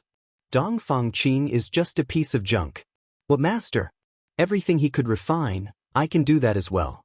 Anything he can't, I can." "Those are really some big words. Do you think that you are an immortal? How dare you disrespect the Master?" The Emperor stared at Yi Qingtang and felt that the eldest daughter of the Su family was getting crazier. "Immortal?" Yi Qingtang's lips curved into a small smile. "I am one." After Yi Qingtang finished her words, the Emperor could mock and scold her at the same time if it was at the right time. "What evidence do you have to prove that you are an immortal? She is an immortal. How ridiculous!" Besides the first emperor, who else dared to say that they had met an immortal in the past thousands of years? She dared to call herself an immortal. "Evidence?" Yi Qingtang glanced around, and her smile deepened. "Have you seen someone flying in the air?" "Flying in the air?" The Emperor frowned slightly. Before the Emperor finished his words, Yi Qingtang pushed herself above the ground. A pair of invisible wings extend behind her back.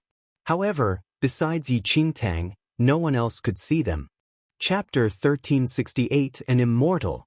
One in everyone's eyes, Yi Qingtang actually flew into the sky with nothing under her feet. Her slender body was as light as a feather as she moved in the air relaxedly. Although Yi Qingtang put on a dignified pose, she was quietly observing everyone's reaction. In just a moment, everyone's jaw dropped when they saw Yi Qingtang flying in the sky. Immortal! The Emperor's eyes widened immediately. Given the martial level in this world, leaping onto the roofs and walking on walls were the maximum. Moreover, only supreme masters like Long Qi could achieve that state, and even ordinary mighty figures like General Qiao could only walk faster than normal people at most. Much less flying. Flying in midair. That was something that only rumored immortals could achieve. At this instant, everyone in the palace watched with mouths agape. It was as though they saw a ghost. Initially, Yi Qingtang was not certain if anyone could fly in this world, but she felt that their martial skills were unbearable. Thus, she predicted that they could not and wanted to give it a try. Now, it seemed that the people here really did not know how to fly in the air. An evil smile flashed across Yi Qingtang's eyes immediately. She suddenly raised her hand, and a streak of light flowed out of her fingertip. Taking a sharp sword out from her space ring, she slashed outside the palace forcefully. A loud rumble erupted. Under the extensive sword aura, the entire imperial city was divided into two. Everyone in the palace wobbled. The emperor, who was still thinking of killing Yi Qingtang earlier, even fell off his throne and collapsed at Yi Qingtang's feet. "Greetings, immortal. I was blind and offended you. Please forgive me."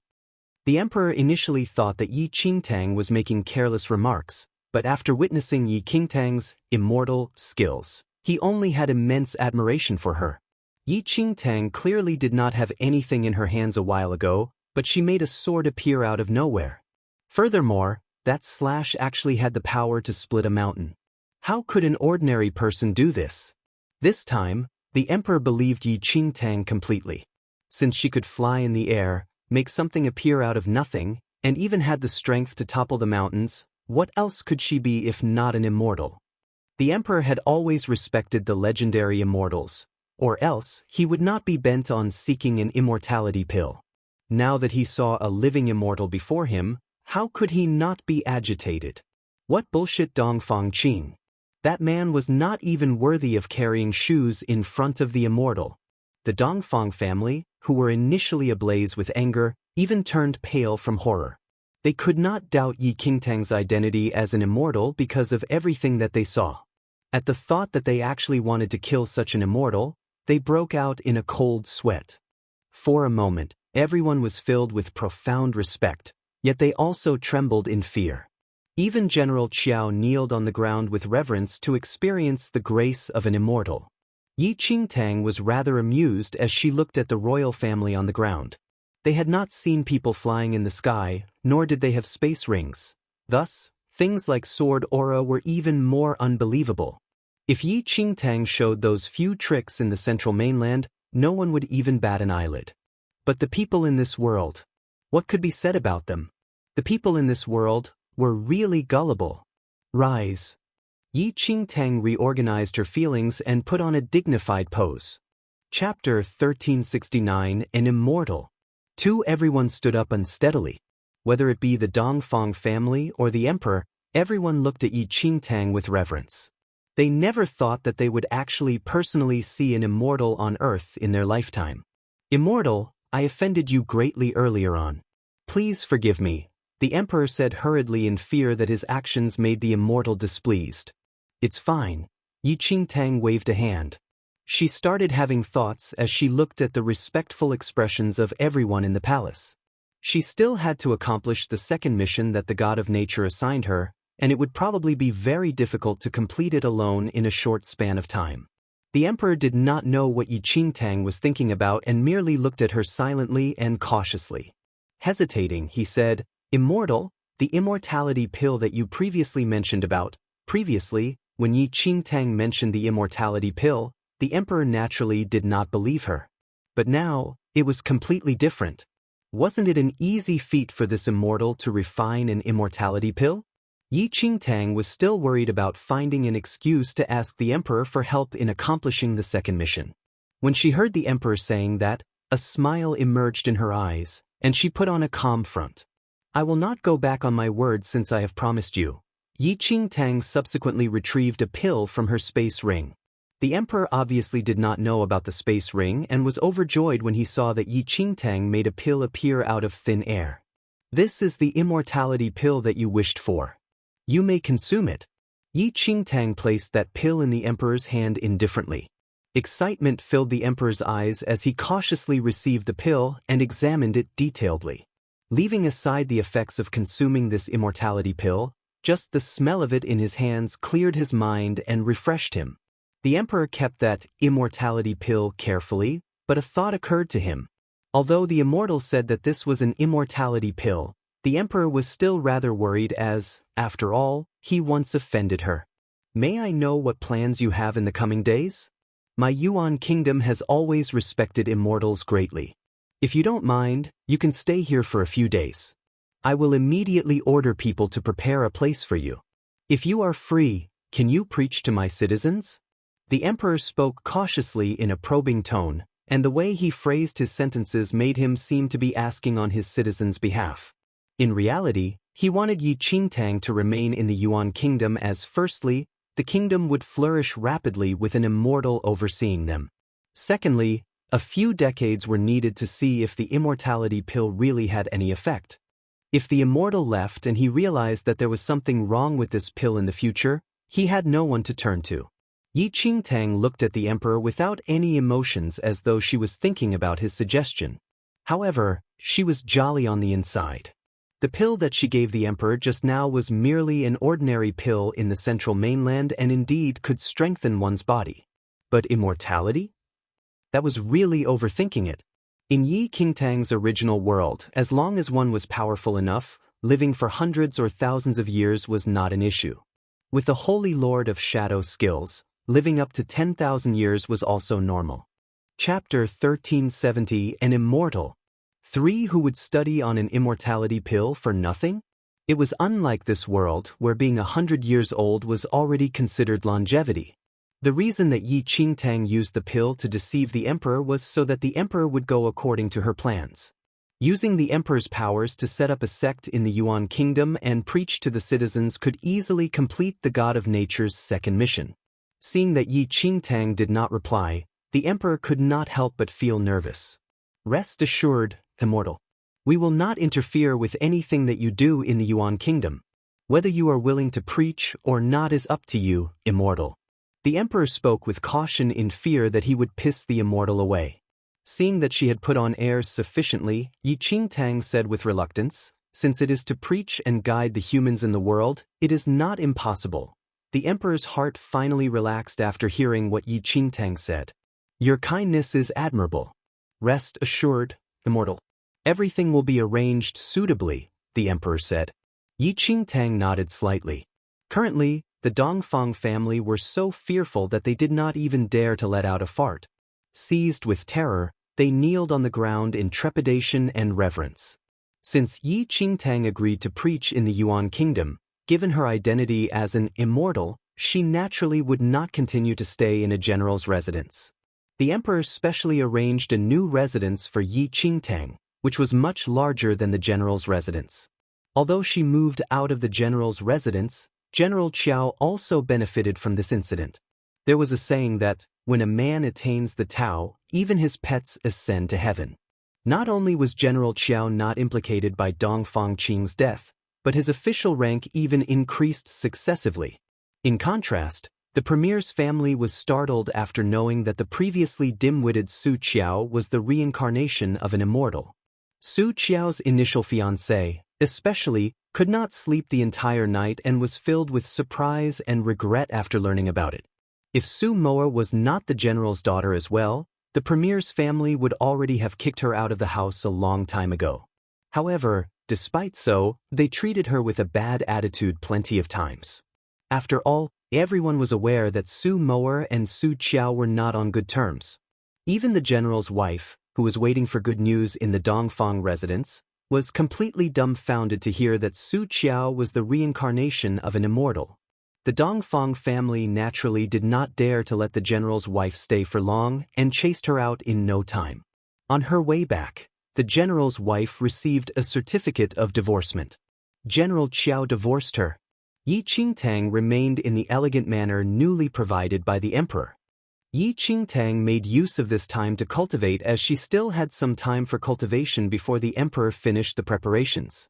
Although this world's martial realm was pitifully low, the spirit energy was extremely nourishing. Yi Qingtang merely cultivated in seclusion for a few days, but her skills improved by leaps and bounds. Every time she advanced by a heaven, a layer of red gleam enveloped her manner. The citizens in the imperial city were boiling with excitement.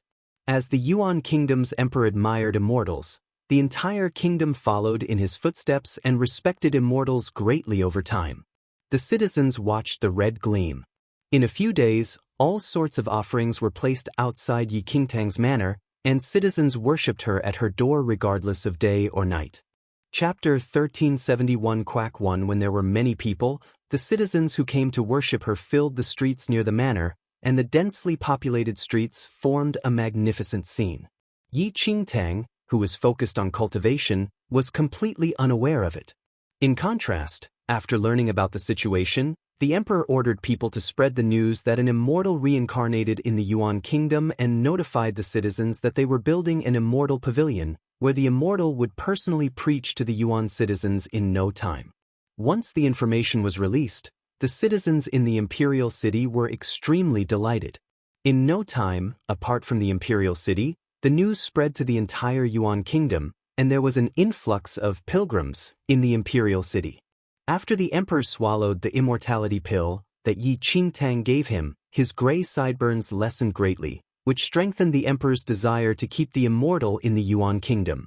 He spent a large amount of money to build an immortal pavilion for Yi Qingtang and even told the whole Yuan kingdom to be respectful to the immortal, or else any offenders would be killed along with their entire family. The emperor moved quickly, perhaps to ask for more immortality pills after serving her well.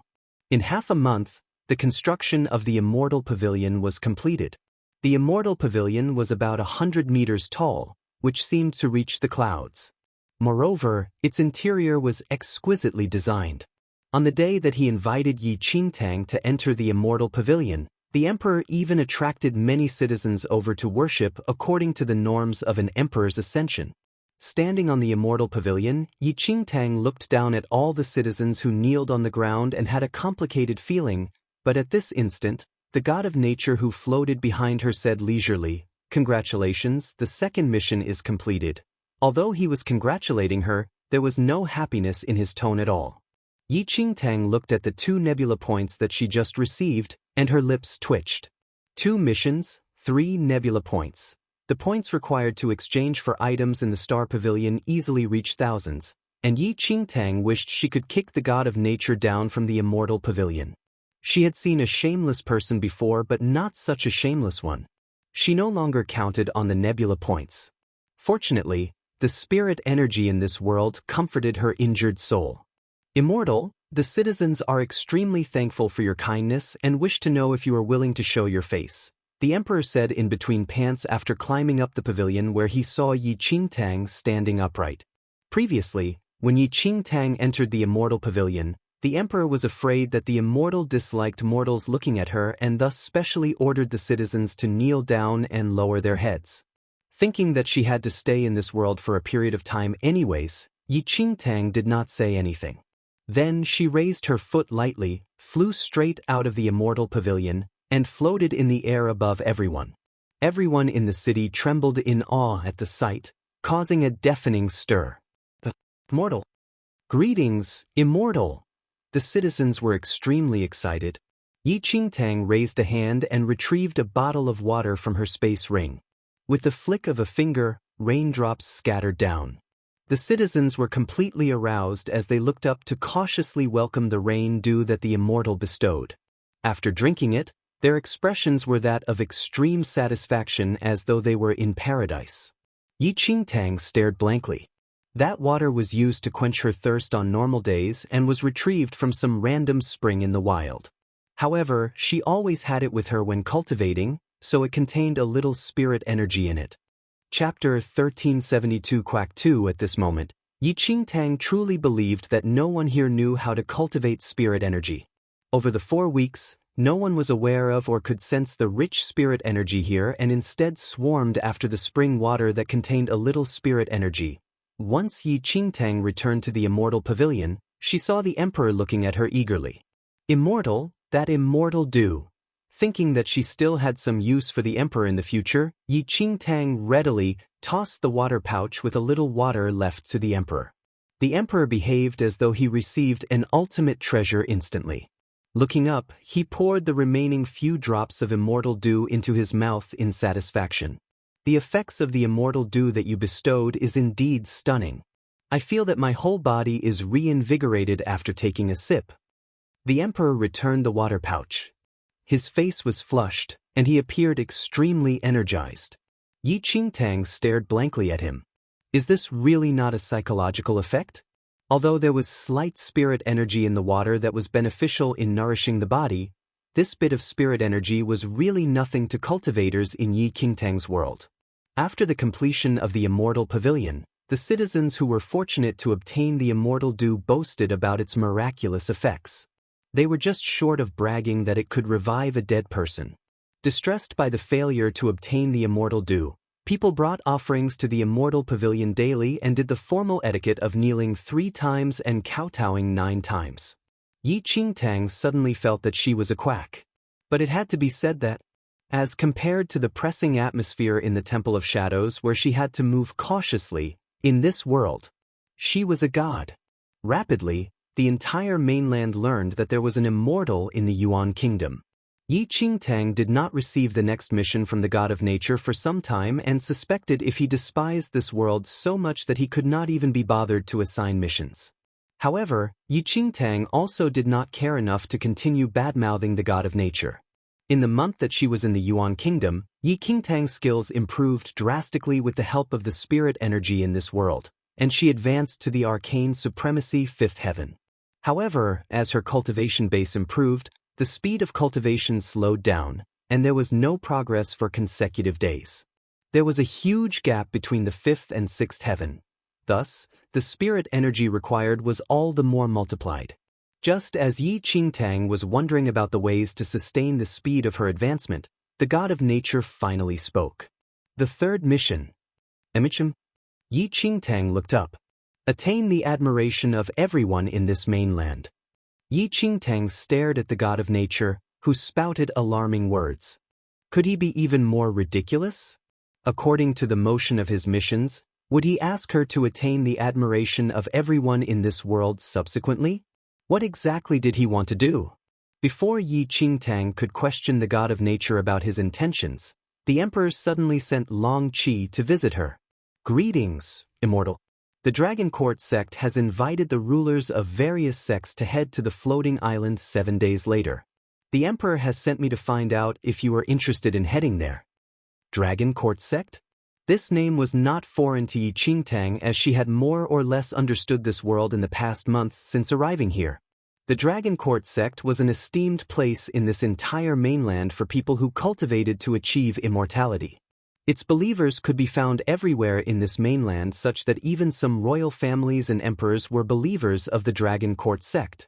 It was rumored that an immortal presided over the Dragon Court sect and wielded control of the entire sect. Every year, he would decide on a period of time to allow believers to head there to bestow his favor. Chapter 1373 Quack 3 However, the Dragon Court sect never listed the Yuan Kingdom as its believer, and even if the Yuan Emperor went there personally to enter the Dragon Court sect, he was rejected at the doorstep. Yet, unexpectedly, it suddenly sent someone to invite Yi Qingtang this time. After receiving this information, she could not help but look at where the god of nature was. Could this fellow have predicted all of this from the start? Was that why he assigned her the third mission just now? The immortals in the Dragon Court sect. From Yi Qingtang's knowledge of this world, anyone from her world would be treated by this world as an immortal. Could it be that the immortal in the Dragon Court sect was also deceived by the god of nature? Yi Qingtang had no interest in whatever sect, yet the god of nature just assigned a mission. Attain the admiration of everyone in this mainland. She had to go even if she did not want to. Yi Qingtang accepted the invitation, and Long Qi was delighted. The Dragon Court sect was the place closest to immortals in this mainland and was a holy land to many people. Previously, the Dragon Court sect had always been unwilling to accept the Yuan Kingdom, but it took the initiative to invite them this year. If the immortal could establish good relations with the Dragon Court sect, the Yuan Kingdom could also be acknowledged in the Dragon Court sect in the future. After learning that Yi Qingtang agreed to head to the floating island, the emperor was very heartened and overjoyed. It had been a very long time since the Yuan Kingdom could raise its head in front of the Dragon Court sect. Now that their immortal was willing to head there, it would naturally boost their reputation. The Dragon Court sect had an immortal, but so does our Yuan Kingdom. However, it was the first time that they received the Dragon Court sect's invitation after all. Thus, the Yuan Emperor still made full preparations. Even the carriage that Yi Qingtang sat in was built with an exorbitant fee, where the extremely luxurious carriage was covered in gold and embedded with a generous quantity of gems. In the sunlight, those gems glistened and almost blinded one's eyes. Beside the carriage were hundreds of people in the same uniform who each held a flag. However she looked, they all seemed like quacks as well.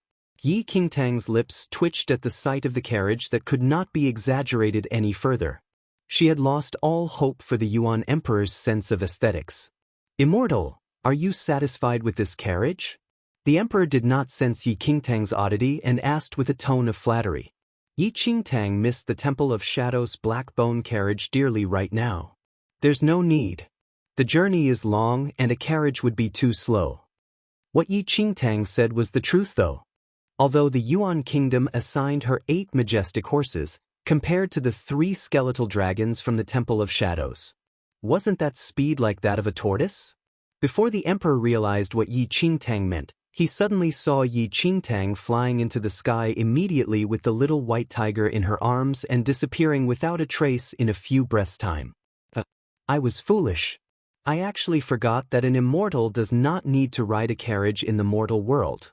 The Emperor lamented as he looked at the empty sky, and he all the more realized that an immortal's powers were incomparable to those of an ordinary person. Yi Qingtang truly despised the overly exaggerated carriage, which was also especially hideous. It was a massive reduction to her style. The floating island was situated above the central ocean of this mainland and was distant from the shores. However, the Dragon Court sect was only open to pilgrims for a fixed date, and all believers set out ahead of time in fear that they would miss the day. Chapter 1374 Floating Island 1 The Dragon Court sect sent a large boat to the shores of each country to transport its guests. As the most important sect in this mainland, the Dragon Court sect possessed incomparable wealth. Every kingdom considered it an honor to present their offerings to the immortal of the Dragon Court sect. They even competed in terms of tribute, with each kingdom sending a more sumptuous tribute than the next, to prove that their kingdom respected the Dragon Court sect the most. When Yi Qingtang arrived at the coastal port, she boarded the boat from the Dragon Court sect with her invitation in hand. This was the last boat from the Dragon Court sect. If she missed it, she would be unable to reach the island. Yi Qingtang could have flown there directly. However, neither Su Qiao nor Yi Qingtang had heard much about the Dragon Court sect in the Yuan kingdom. All that was mentioned were the existence of an immortal in the Dragon Court sect and the various praises of the Dragon Court sect. Yi Qingtang was also uncertain whether the Dragon Court sect's immortal was an explorer lured there by the god of nature.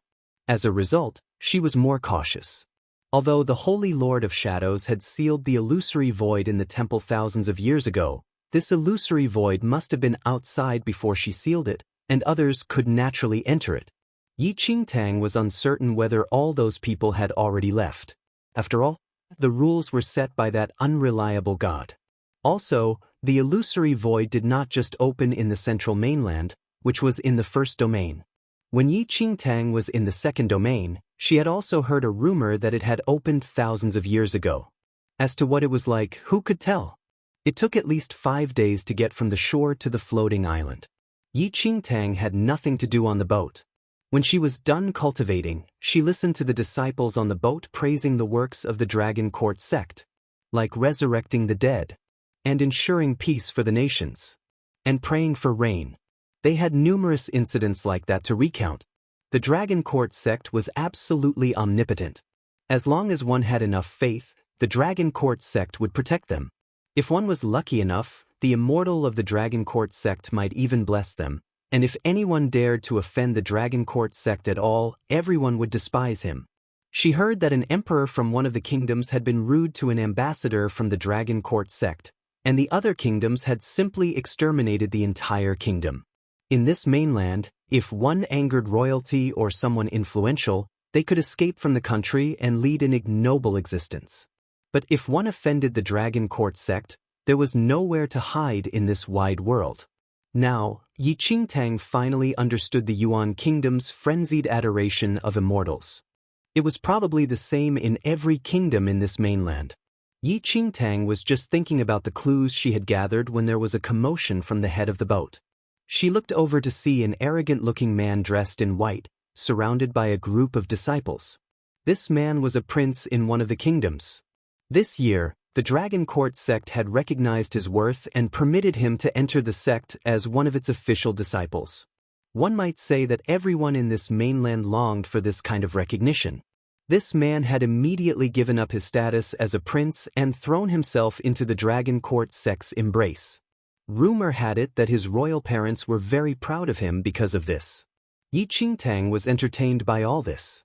The 5 days passed quickly, and the boat finally stopped at the shore of the floating island. The former prince who had just entered the Dragon Court sect disembarked, attended by a large crowd. He had probably received more flattery along the way than he ever did when he was a prince. Yi Qingtang also disembarked. She raised her eyes to see that the floating island had a tall pavilion that reached the clouds. Before she even got close to it, strains of ancient music reached her ears. Chapter 1375 Floating Island 2 Because Yi Qingtang was on the last boat to reach the floating island, many Dragon Court sect disciples had already arrived at the island. Yi Qingtang looked around. Many of the disciples were important people. Even the royal parents of the former prince, who had just entered the Dragon Court sect, seemed to have arrived at the floating island before them. It was common to see the monarchs of the various kingdoms on the floating island. Here, the monarchs of the various kingdoms and the elites from anywhere all presented smiling and respectful attitudes towards the Dragon Court sect's ambassador on the floating island. Rather, it was the men from the Dragon Court sect who treated these obviously important disciples rather distantly and without any smiles. Yi Qingtang was alone, and no one bothered her. She was about to seize the opportunity to look around the floating island and gain some understanding of the Dragon Court sect, when, Immortal! Immortal! Yi Qingtang had not yet lifted her foot when she heard a familiar voice shouting. She turned to see the Yuan Emperor, who should have been in his palace in the Yuan Kingdom. He emerged from the crowd of disciples, his round belly preceding him, and squeezed himself through the crowd towards Yi Qingtang. What was he doing here? Yi Qingtang was startled but did not show it. The short jog caused the Yuan Emperor to sweat profusely. He walked towards Yi Qingtang cheerfully, followed by Long Qi and the others. I almost snubbed you because I did not consider the matter properly. How could I allow an immortal to come here by herself? After thinking it over, I felt it was inappropriate, so I brought my men and hurried here through the night. The Yuan Emperor looked at Yi Qingtang jovially. One must know that the Dragon Court sect had never approached the Yuan Kingdom. Even though the Yuan Kingdom, like all the other kingdoms, had presented their offerings every month, they had never obtained any favor from the Dragon Court sect. Now, the Dragon Court sect had invited the immortal from their Yuan Kingdom. It was a rare opportunity, and the Yuan Emperor was naturally reluctant to miss the chance to interact with the Dragon Court sect. Thus, he had hurried over. Why have all of you come? Yi Qingtang gazed at the sweating Yuan Emperor and then glanced at Long Qi and the others who were behind him. Then she realized that the Yuan Empress was here too. We missed the last boat, so we sailed here ourselves, the Yuan Emperor said with a laugh. They had received their invitation late, so although they had hurried, they had missed the last boat. Fortunately, the Yuan Kingdom was rich, and the location of the floating island was no secret. Since they had missed the boat, they sailed in their own boat. Yi Qingtang silently glanced at the Yuan Emperor. Although he was soaking in sweat, the Yuan Emperor was dressed luxuriously. Perhaps he wished to give the Dragon Court sect a good impression, so he seemed to have worn all his jewels.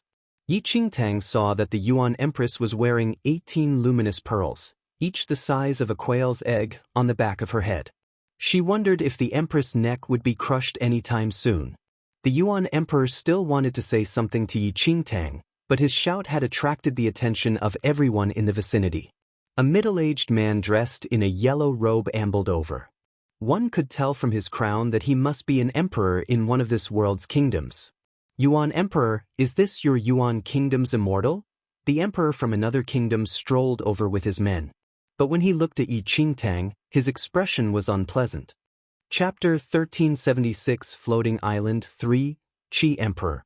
The Yuan Kingdom looked towards the sound. When he saw the middle-aged man, his expression stiffened. This middle-aged monarch was the emperor of the Qi Kingdom.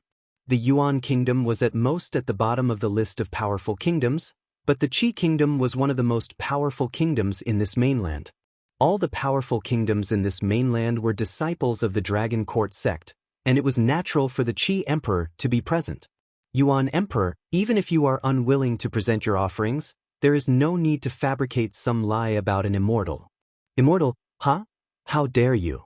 The Qi Emperor looked at Yi Qingtang condescendingly. Every kingdom knew that the Yuan kingdom was not in favor with the Dragon Court sect. No matter how many offerings the Yuan kingdom made, they could not gain recognition from the Dragon Court sect. In the past, the Yuan kingdom had devised all kinds of ways to get the Dragon Court sect to acknowledge it, and its yearly offerings had become increasingly lavish. But the situation had not changed. Nobody was stupid. After spending so much and getting nothing in return, the Yuan kingdom was probably unwilling to continue. Thus, it had lied that its kingdom had an immortal so that it could use it as an excuse to stop presenting offerings. The Yuan Emperor was startled to hear this.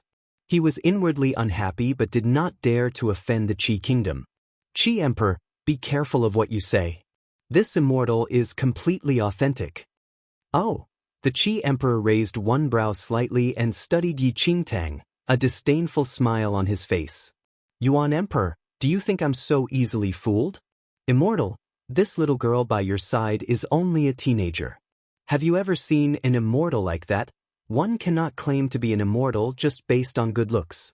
The Qi Emperor laughed coldly and continued. You say she's an immortal, but can she resurrect someone? Or bring a withered tree back to life? Or fly up high and traverse the void? Who said their immortal could not fly? The Yuan Emperor turned pale as the Qi Emperor mocked him.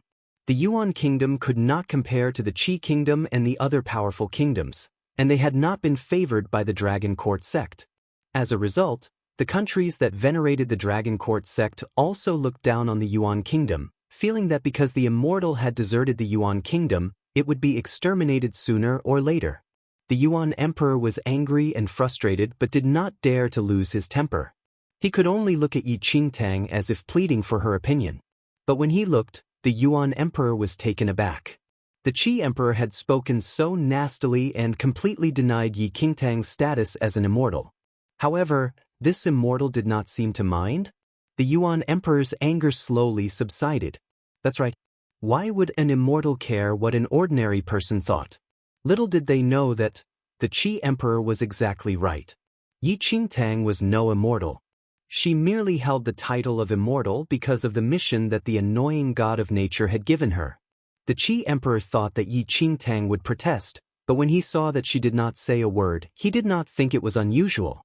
It would be a great joke if an immortal really appeared in the Yuan kingdom. Who knew where the Yuan Emperor had dragged this girl from to pose as an immortal?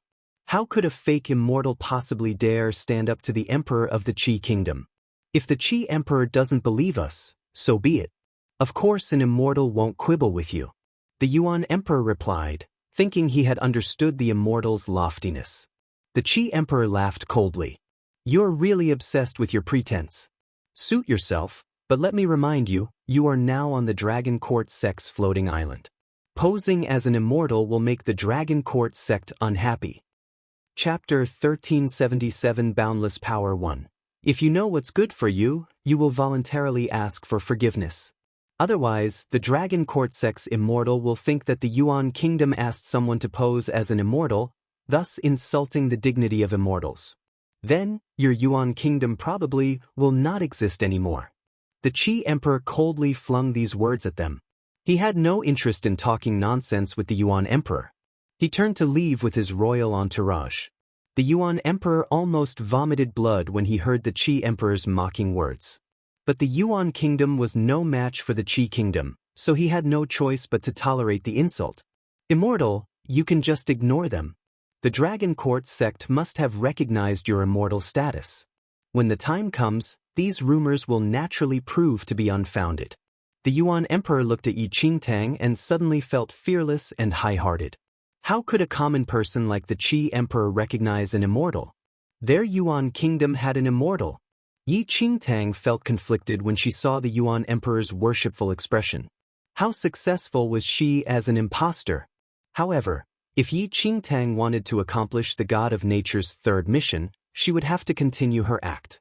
Furthermore, She had to do so impeccably so that no one could spot any flaws. The truth was that the Qi Emperor was not the only one with doubts. With Yi Qingtang's superior sense of hearing, if she wanted to, she could clearly hear what everyone on the floating island's shores was saying. After the Yuan Emperor had shouted, "Immortal," many believers had looked at them mockingly. When they whispered together, their taunting words were more unpleasant than what the Qi Emperor had said. The Yuan kingdom is really daring. They dragged any Tom, Dick, and Harry here to pose as an immortal. Someone like her is an immortal? She's not fit to lick the bootstraps of an immortal. When the time comes, we'll see how the Dragon Court sex ambassadors punish this woman who offends the dignity of immortals. There were countless words like that, each more unpleasant than the next. The Yuan Emperor could not hear as well as Yi Qingtang, so he did not hear these words. Today was the Dragon Court sex pilgrimage day. Many of the Dragon Court sex servants led the believers towards the pilgrimage site. These servants were the lowliest ones in the Dragon Court sect and were not ambassadors. Even so, they approached the monarchs of the various kingdoms with arrogance. The usually lofty monarchs did not complain and continued to smile. Anyone with the least connection with the Dragon Court sect was not to be offended. Yi Qingtang saw all this. She grew increasingly perplexed at this world's reverence for immortals. Yi Qingtang was also increasingly curious about this Dragon Court sect. Was the Dragon Court sex immortal authentic? The Qi Emperor had mentioned resurrecting the dead. Could this immortal really do that? The Dragon Court sect held the highest status in this mainland. The monthly and yearly offerings presented by the various kingdoms formed a small mountain. The pilgrimage site on Floating Island was incredibly luxurious. At a glance, she could tell that although it was not utterly resplendent, it was imbued with an air of nobility. Even the ground was paved with precious stones of various sizes instead of cobblestones. Yi Qingtang really experienced the wealth of the Dragon Court sect. The pilgrimage had not officially started. Everyone took their seats. Although they talked softly among themselves, they did not create a great din. Why is there no wine in the wine decanter? After the Yuan Emperor took his seat, he saw that an exquisite wine decanter was set on each table. This was his first time on pilgrimage, and he could not help but feel a little nervous. He wanted a drink but discovered that the wine decanters were empty, and he could not pour himself any wine. Chapter 1378 Boundless Power 2 The Yuan Emperor was big and fleshy. Although he had muttered to himself, his voice was so loud that many of the other disciples heard him. The Qi Emperor, who had previously looked down on the Yuan Emperor, heard it and laughed coldly. "Yuan Emperor, don't forget yourself. The immortal wine given by the immortal cannot be drunk whenever you like." The Yuan Emperor's face darkened with resentment, but he was afraid of breaking the rules, so he did not dare to say anything. But many people thought it was funny.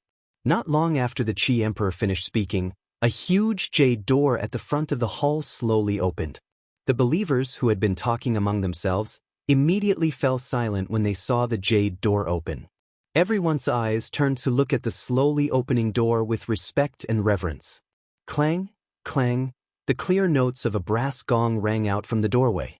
Layers of mist billowed through the door and into the main hall. A few figures could be vaguely seen at the doorway. Everyone in the main hall was surrounded by mist.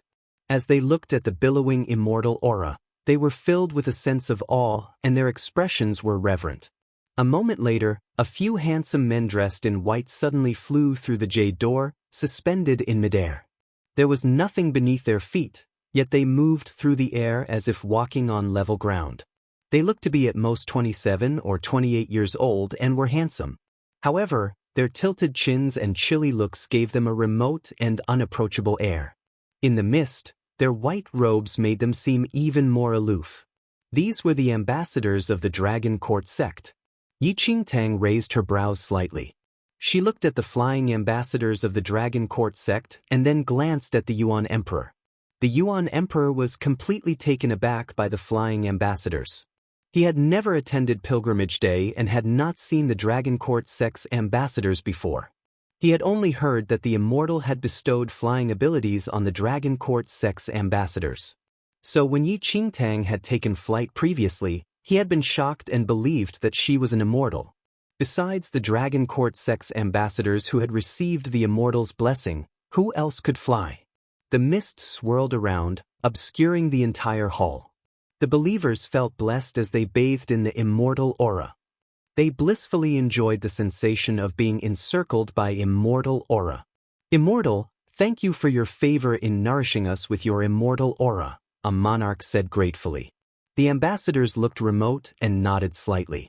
Although they were suspended in midair, they all stood steadily. The Yuan Emperor had heard that on Pilgrimage Day, if the immortal wished to, he could pass among the believers through the immortal aura. Now that he personally saw the immortal aura surround him, he was filled with delight and surprise. He breathed deeply, hoping to suck in more immortal aura. Before they entered the hall, everyone on the shores of the floating island had been under the hot sun for some time. These pampered monarchs and members of the royal family were already showing faint signs of heatstroke, with each face redder than the next. But after breathing in the immortal aura, their dizziness cleared immediately, and their complexion returned to normal. They were also re-energized. Yi Qingtang glanced at the immortal aura floating past her. Her face was expressionless. Today is the pilgrimage day. The immortal gives you wine.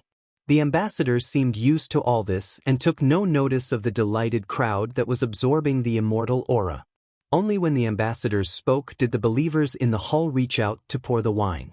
Chapter 1379 Boundless Power 3 The wine decanters had been empty, but now, they were filled with excellent wine. The Yuan Emperor was shocked when he saw everyone pouring out wine. He picked up the formerly empty decanter and tilted it in disbelief. Wine fumes entered his nostrils as clear, excellent wine flowed from the spout. This really is the wine given by the immortal. The Yuan Emperor looked shocked.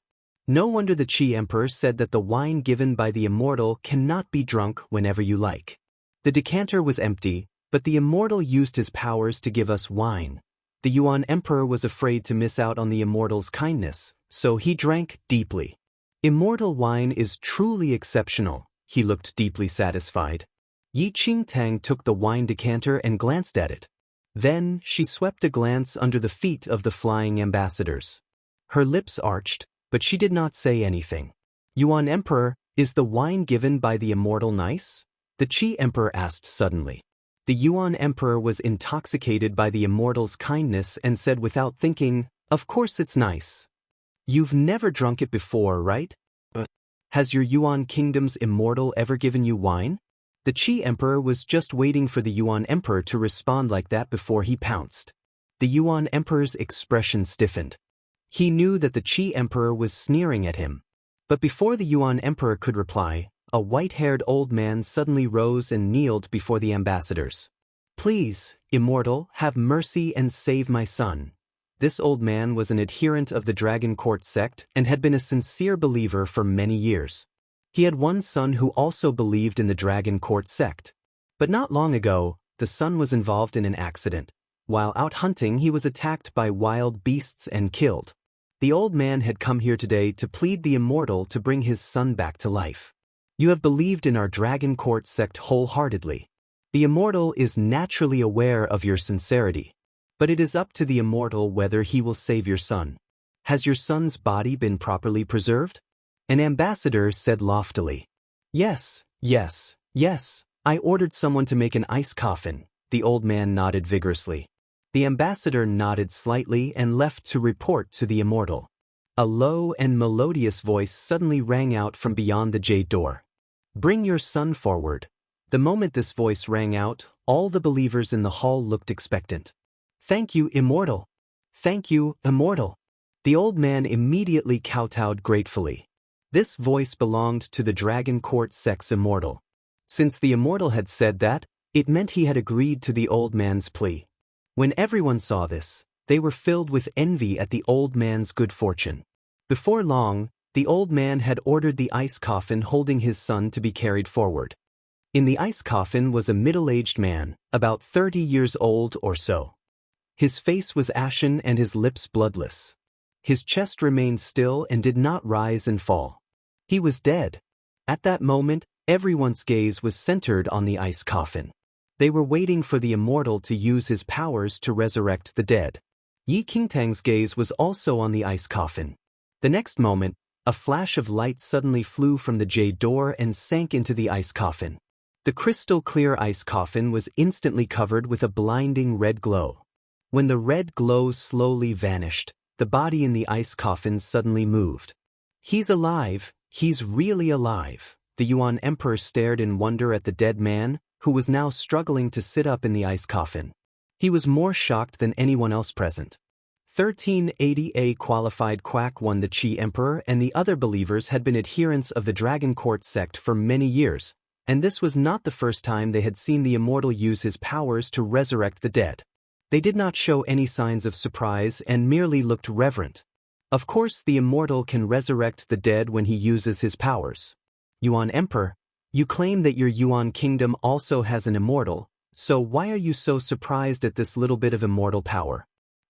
In the end, a fake is still a fake. Now that you have seen the power of the immortal, you and that sinner who pretended to be an immortal know how pathetic you are, the Qi Emperor said with a cold laugh.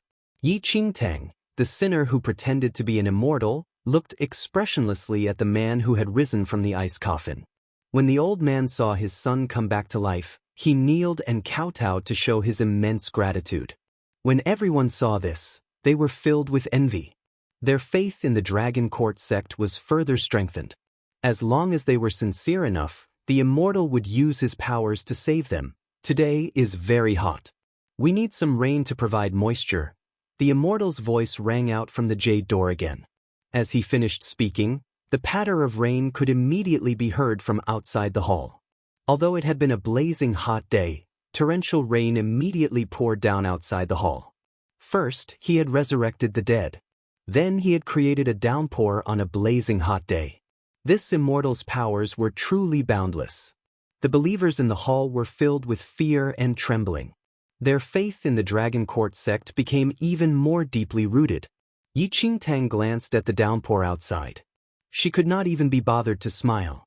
She had thought that the Dragon Court sect's immortal might be an explorer that the god of nature had trapped here. But now it looked as if he was a poseur who was even more professional than her immortal aura that could relieve the summer heat. He had burned herbs that could relieve the summer heat. Empty decanters that suddenly produced wine? Had she not seen yin-yang wine decanters before? And the resurrection of the dead. That friend who drank the drug to fake death should be more professional. Since he was killed by wild beasts, why did his body show no sign of injury? Surely he had not been frightened to death, and the rain. Yi Qingtang peered through the heavy rain and looked at the sun high in the sky a few hundred meters away. Her lips twitched. As for those ambassadors who were balancing on a transparent thread, pretending to fly, Yi Qingtang did not want to talk about them. She was wrong. She was not a quack. This immortal within the jade door was the real quack. Fortunately, Yi Qingtang had real abilities. But this one was even better. Not only was he proficient in the use of illusions, but he had also worked seamlessly with others. That scene with the old father trying to save his son was a delightful show. Yi Qingtang had been cautious at first. However, as the Dragon Court sect's immortal produced one good show after another, Yi Qingtang's caution evaporated. This immortal's illusions would, at most, be used by artistes in the villages of central mainland. But here, they had made him an immortal, venerated by everyone. Just as she said, the people in this world were really gullible. Reality had proven that in this world, the martial arts standards were so low, and the people so inexperienced that it was pathetic. Yi Qingtang could see through all this because she was powerful enough. Her sight and hearing were many times superior to anyone here. These illusions could not escape her eye. Yuan Emperor, you have finally seen the immortal's power today. I wonder what kind of powers the immortal by your side has? The Qi Emperor asked suddenly, looking straight at Yi Qingtang. She dared to pose as an immortal and was still thick-skinned enough to participate in the Dragon Court sect's pilgrimage. She deserved to die. 1381A qualified quack. Too many believers looked towards Yi Qingtang in sarcasm and discontentment after Emperor Qi finished his words. The believers from other kingdoms found it ridiculous that there was an immortal in the Yuan kingdom. However, they did not expect that the Emperor of the Yuan Kingdom would bring the fake immortal to the floating island. They were really trying to be humiliated. Yi Qingtang's expression did not change at all after hearing that. She just took a glimpse at Emperor Qi. "What do you think, immortal?" Emperor Qi smiled in a very fake way and spoke. It was not difficult to hear that his immortal had a different meaning. "Stop it, Emperor Qi. Today is the pilgrimage day of the Dragon Court sect. They have the priority here. Are you trying to create troubles by asking Immortal Su to show her ability?" The Yuan Kingdom Emperor was not easily fooled this time.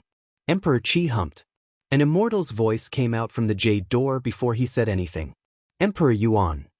The Yuan Kingdom Emperor's face was filled with respect when he was called out by the immortal. "I heard that there's an immortal from your kingdom. Is that true?" The immortal tried to speak in a superior way, but everyone was in awe. "It's true." The Yuan Kingdom Emperor replied immediately. "Oh, is the immortal the lady beside you?" The immortal asked. The Yuan Kingdom Emperor was slightly stunned. The immortal was in the jade door. Others could not see his appearance, but he could see everyone in the palace clearly. "Yes, this is Immortal Su. If she was not invited by the Dragon Court sect this time, I would not be able to come along." Others might not be able to see whether Yi Qingtang was an immortal. However, the immortal in the Dragon Court sect must be able to tell. If not, why would he invite her here on the pilgrimage day?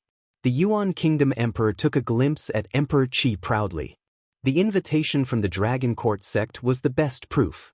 There was a short silence in the jade door before the immortal spoke again. "Emperor Yuan, I think that you're mistaken." The Yuan Kingdom Emperor was only proud for a second before he was stunned after hearing the words. "Immortal, what do you mean by that? I did not say anything about an invitation." "What?" The Yuan Kingdom Emperor was surprised. "Not an invitation? How could this be?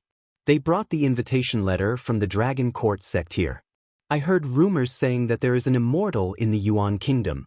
Normal people cannot challenge the prestige of immortals. We will never tolerate anyone who pretends to be an immortal," the immortal said in a dignified way. However, every word was signaling that Yi Qingtang was a fake immortal. Actually, there were many people who disguised themselves as immortals before in order to get respect and worships from others. They were all exposed by the Dragon Court sect and executed eventually.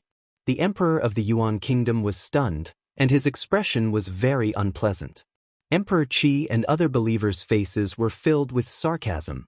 Aversion could be seen clearly in their eyes. The immortal spoke again. "If she is really an immortal, we will definitely welcome her.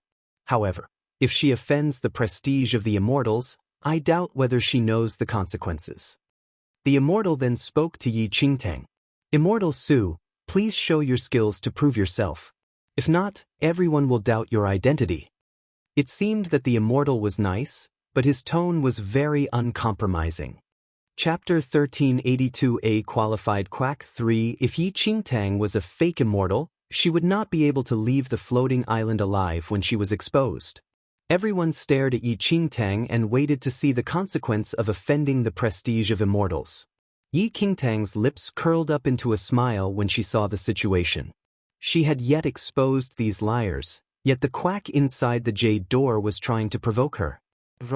Yi Qingtang knew that the so-called immortal in the Dragon Court sect was just a quack. They must value their positions since they were quacks. They would tolerate anyone who mimicked them to buy believers.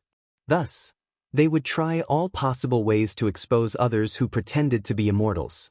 Firstly, they could strengthen the dignity of the Dragon Court sect. They needed to prevent those copycats from exposing the deceptive ploys. The Dragon Court sect might be challenged as a result. Yi Qingtang was the next target of the Dragon Court sect. The invitation to the pilgrimage day was just a trap. "Immortal Su, what do you think?" The Emperor of the Yi Qingtang did not dare to say anything in front of the Dragon Court sect's immortal, but he also wished that Yi Qingtang could prove herself. Yi Qingtang glanced at the Emperor of the Yuan Kingdom and scoffed. "Not interested." The Emperor of the Yuan Kingdom was stunned. It was not a matter of interest now. Yi Qingtang's rejection was expected. How could a fake immortal be able to showcase herself? The immortal inside the jade door also smiled. Emperor Yuan, what else do you need to say? The immortal has given his order, but the quack beside you still dare to reject his order. He must be fake. How dare you to mess with the immortal? Emperor Qi shouted. If the lady was a real immortal, why would she need to refuse? Other believers were on the same line as Emperor Qi. The emperor of the Yuan kingdom was panicking. He was sure that Yi Qingtang was an immortal. However, she did not care about the situation at all. Some real trouble would occur if the situation worsened. His concerns soon came to reality. Emperor Yuan and the lady have pretended to be immortal and have offended the prestige of the immortals. Come, take him down. The immortal in the jade door said coldly. A group of the Dragon Court sect's envoys rushed in from the side. They were holding weapons and surrounded the emperor of the Yuan kingdom and Yi Qingtang. The emperor of the Yuan kingdom was pale. No matter what emperor he was, nothing was comparable to the Dragon Court sect. Based on the Dragon Court sect's position, it would not even be a problem for them to kill an emperor. Immortal Su, what are you waiting for? Do something. We're in real trouble now, the emperor of the Yuan kingdom said in fear, and he hid behind Yi Qingtang. Yi Qingtang looked up at the envoys who were about to surround them. Her eyes did not show any trace of emotion. You must face the consequences since you dare to pretend to be an immortal, the immortal behind the jade door said indifferently. After he finished his words, the group of envoys rushed towards Yi Qingtang and the rest. Though Long Qi and some other powerful figures came with the emperor of the Yuan kingdom, they did not dare to fight against the envoys of the Dragon Court sect. Chapter 1383 Exposing the Fraud. One. The emperor of the Yuan kingdom felt his legs shaking when he saw the sharp sword slashing towards his head. He immediately covered his head and shrieked. However, he did not feel the pain that he was expecting. He then opened his eyes secretly and saw. Yi Qingtang, who was sitting on the seat, raised her hand and used 2 fingers to stop the sword that was slashing towards the emperor of the Yuan kingdom. Yi Qingtang looked up. Her lips curved into a smile when she saw the group of envoys rushing towards her. She looked down again at the next second and remained still. However, she surged out her aura, and her white sleeve was floating under the influence of the aura. Boom boom. After the aura was released, invisible waves of air filled the entire place. Within a blink of time, the group of envoys were thrown out, and the weapons in their hands fell to the ground as they groaned in pain. What happened? All the believers were in shock when they saw the envoys rolling around on the ground. I don't know. Everyone felt confused as no one saw any movement, and the envoys were thrown out. Only the emperor of the Yuan kingdom looked towards Yi Qingtang in delight. The immortal finally decided to take action. Dragon Court sect is just like that. Yi Qingtang stood up slowly and glanced at the envoys on the ground. A cold smile appeared on her face. How dare you offend the Dragon Court sect? The believers did not know how the situation happened, but their expression changed when they heard that a quack was disrespecting the Dragon Court sect. Immortal, do not need to be angry with such a quack. Well, handle her, Emperor Qi and the rest said in order to please the Dragon Court sect. They brought many powerful people. The moment they gave their orders, near 100 people walked forward. Do you know that you'll never make it alive out of here today, quack? Who are you? How dare you offend the Dragon Court sect? We need to let you know the consequences of offending the Dragon Court sect and the dignity of the immortal. Emperor Qi said. Yi Qingtang lost some of the interest when she stared at those powerful people. Just shut up and come. Yi Qingtang did not bother to waste time on them. She lifted her chin slightly to provoke them. Emperor Qi and the rest had never seen someone who was so arrogant. They immediately asked all of those powerful people to restrain Yi Qingtang and the others from the Yuan kingdom. The people Emperor Qi and the rest brought were the most powerful figures in their respective kingdoms. It would take only a second to settle the issue. The powerful people held their swords and dashed forward. All of them wanted to please the Dragon Court sect, and they did not bother to show any mercy. However, before they could even touch Yi Qingtang's clothes, a flame appeared by Yi Qingtang's fingertip. As she flickered her finger, the flame rushed towards those powerful people. In just the blink of an eye, The flame was like a wildfire and spread on those people's bodies. They did not even have time to try to extinguish the fire and were burned into ashes instantly. Hundreds of powerful people turned into ashes in front of everyone in a second.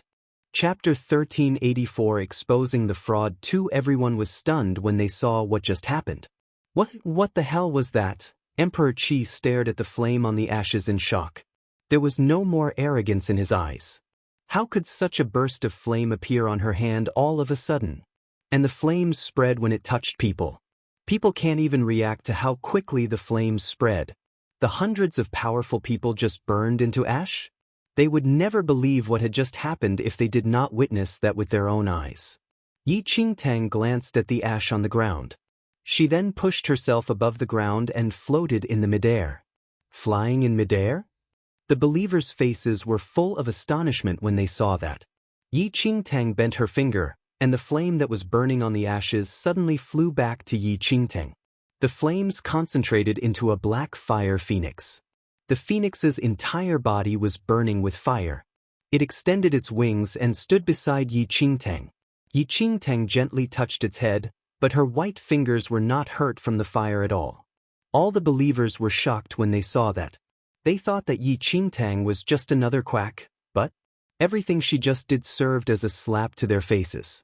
They witnessed how the flames burned a few hundred powerful people into ashes, but also how kind Yi Qingtang appeared to be. They were almost trembling in fear. The young lady here is really an immortal? No one dared to say anything else at that moment. Besides an immortal, who else could fly in the air or manipulate those terrifying flames? Who else wants to challenge me? Yi Qingtang floated in midair and glanced at everyone below coldly. Though it was just a quick glance, everyone could feel the pressure of 1,000 kilograms of weighing on them. They could not even breathe properly. Please forgive our ignorance.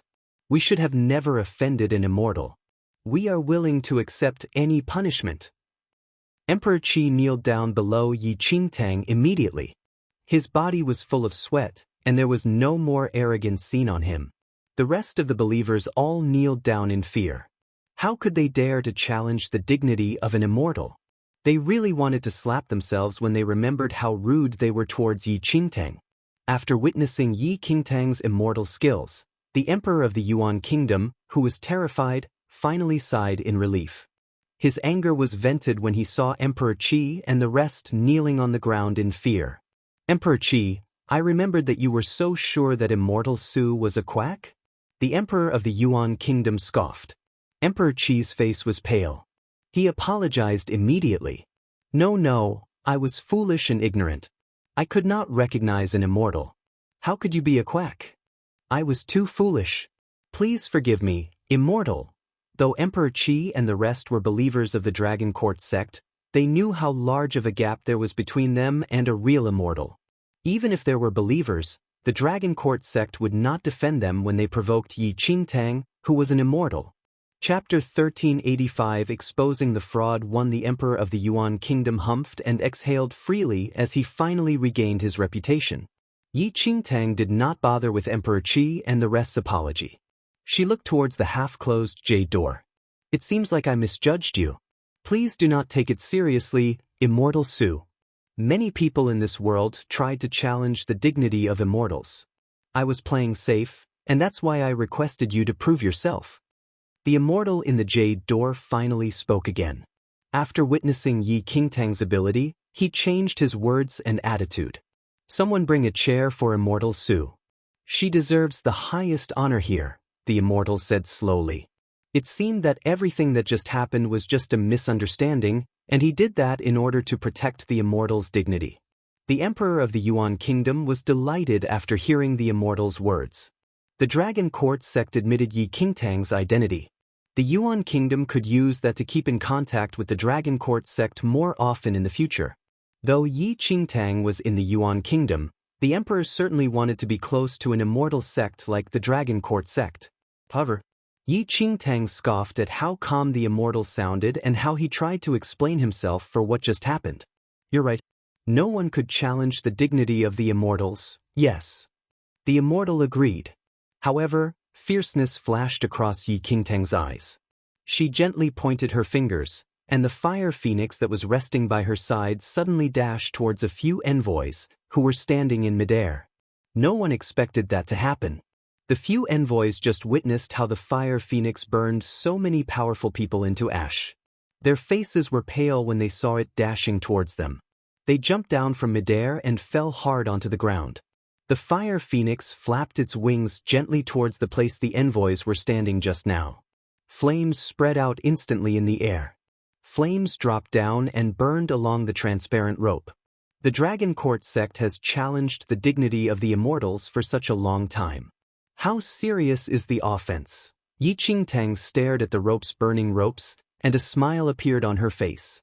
Everyone was stunned when they heard Yi Qingtang's words. What did that mean? The Dragon Court sect challenged the dignity of the immortal? The envoys who jumped down from midair kept sweating and wanted to run away instinctively. However, Yi Qingtang lifted up her hand and held them up without any contact. How dare you say that you're able to fly in the air? Yi Qingtang stared at the envoys who were held in the air. She narrowed her eyes and flipped her hand. The envoys were thrown up towards the ceiling of the palace. Now, show me how you fly. The envoys were pale as none of them really knew how to fly. The moment they were thrown out, they fell to the ground. They felt their bones fracture from the great impact. The believers in the palace were totally shocked when they saw the envoys hit the ground. What was happening? How come the envoys suddenly did not know how to fly? The person in the jade door sensed something was not right and wanted to escape from the secret path in the jade door.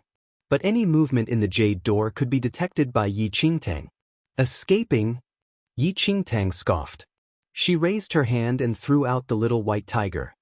1386 exposing the fraud. For the moment the little white tiger was thrown out, its tiny body suddenly enlarged by 10 times. It seemed that the whole palace could not fit its body anymore. When its paw landed on the floor, the whole ground was trembling. Everyone in the palace could not stand straight when they saw the white tiger's size increase exponentially. What kind of divine beast is this? The tiger's roar pierced through everyone's ears. It dashed towards the delicate jade door and used its paw to smash through the door. A skinny white-robed elder with a long beard was about to escape from the secret path in fear. The white tiger smashed the person towards Yi Qingtang with its paw. The white tiger did not use any strength, but the power of a fiend celestial beast was not bearable for a normal human being. The elder with a long beard landed in front of Yi Qingtang. He spitted out a mouthful of blood as he was almost killed under the white tiger's paw. The elder with a long beard was the only one inside the jade door. It was obvious that he was the immortal that was speaking inside. In the past pilgrimage days of the Dragon Court sect, the immortal sometimes came out as well. He always dressed in a white robe. With his washed-up expression and the white beard, he appeared to be a real immortal under his disguise. However, the superior, divine, and majestic immortal collapsed on the ground now with blood by his mouth. A person like you also dares to call yourself an immortal?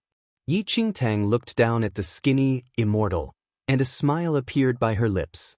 The immortal was pale, and there was no immortal manner left on him at all. His body was trembling and full of sweat after he took a glimpse at Yi Qingtang. I've sinned. I should have never pretended to be an immortal. I should have never challenged the dignity of the immortal. Please spare my life. The immortal, there was really terrified. After he took over the control of the Dragon Court sect, he always used different deceptive ploys to trick people.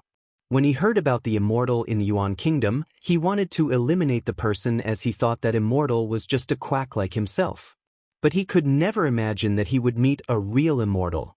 An immortal could see through his disguise immediately.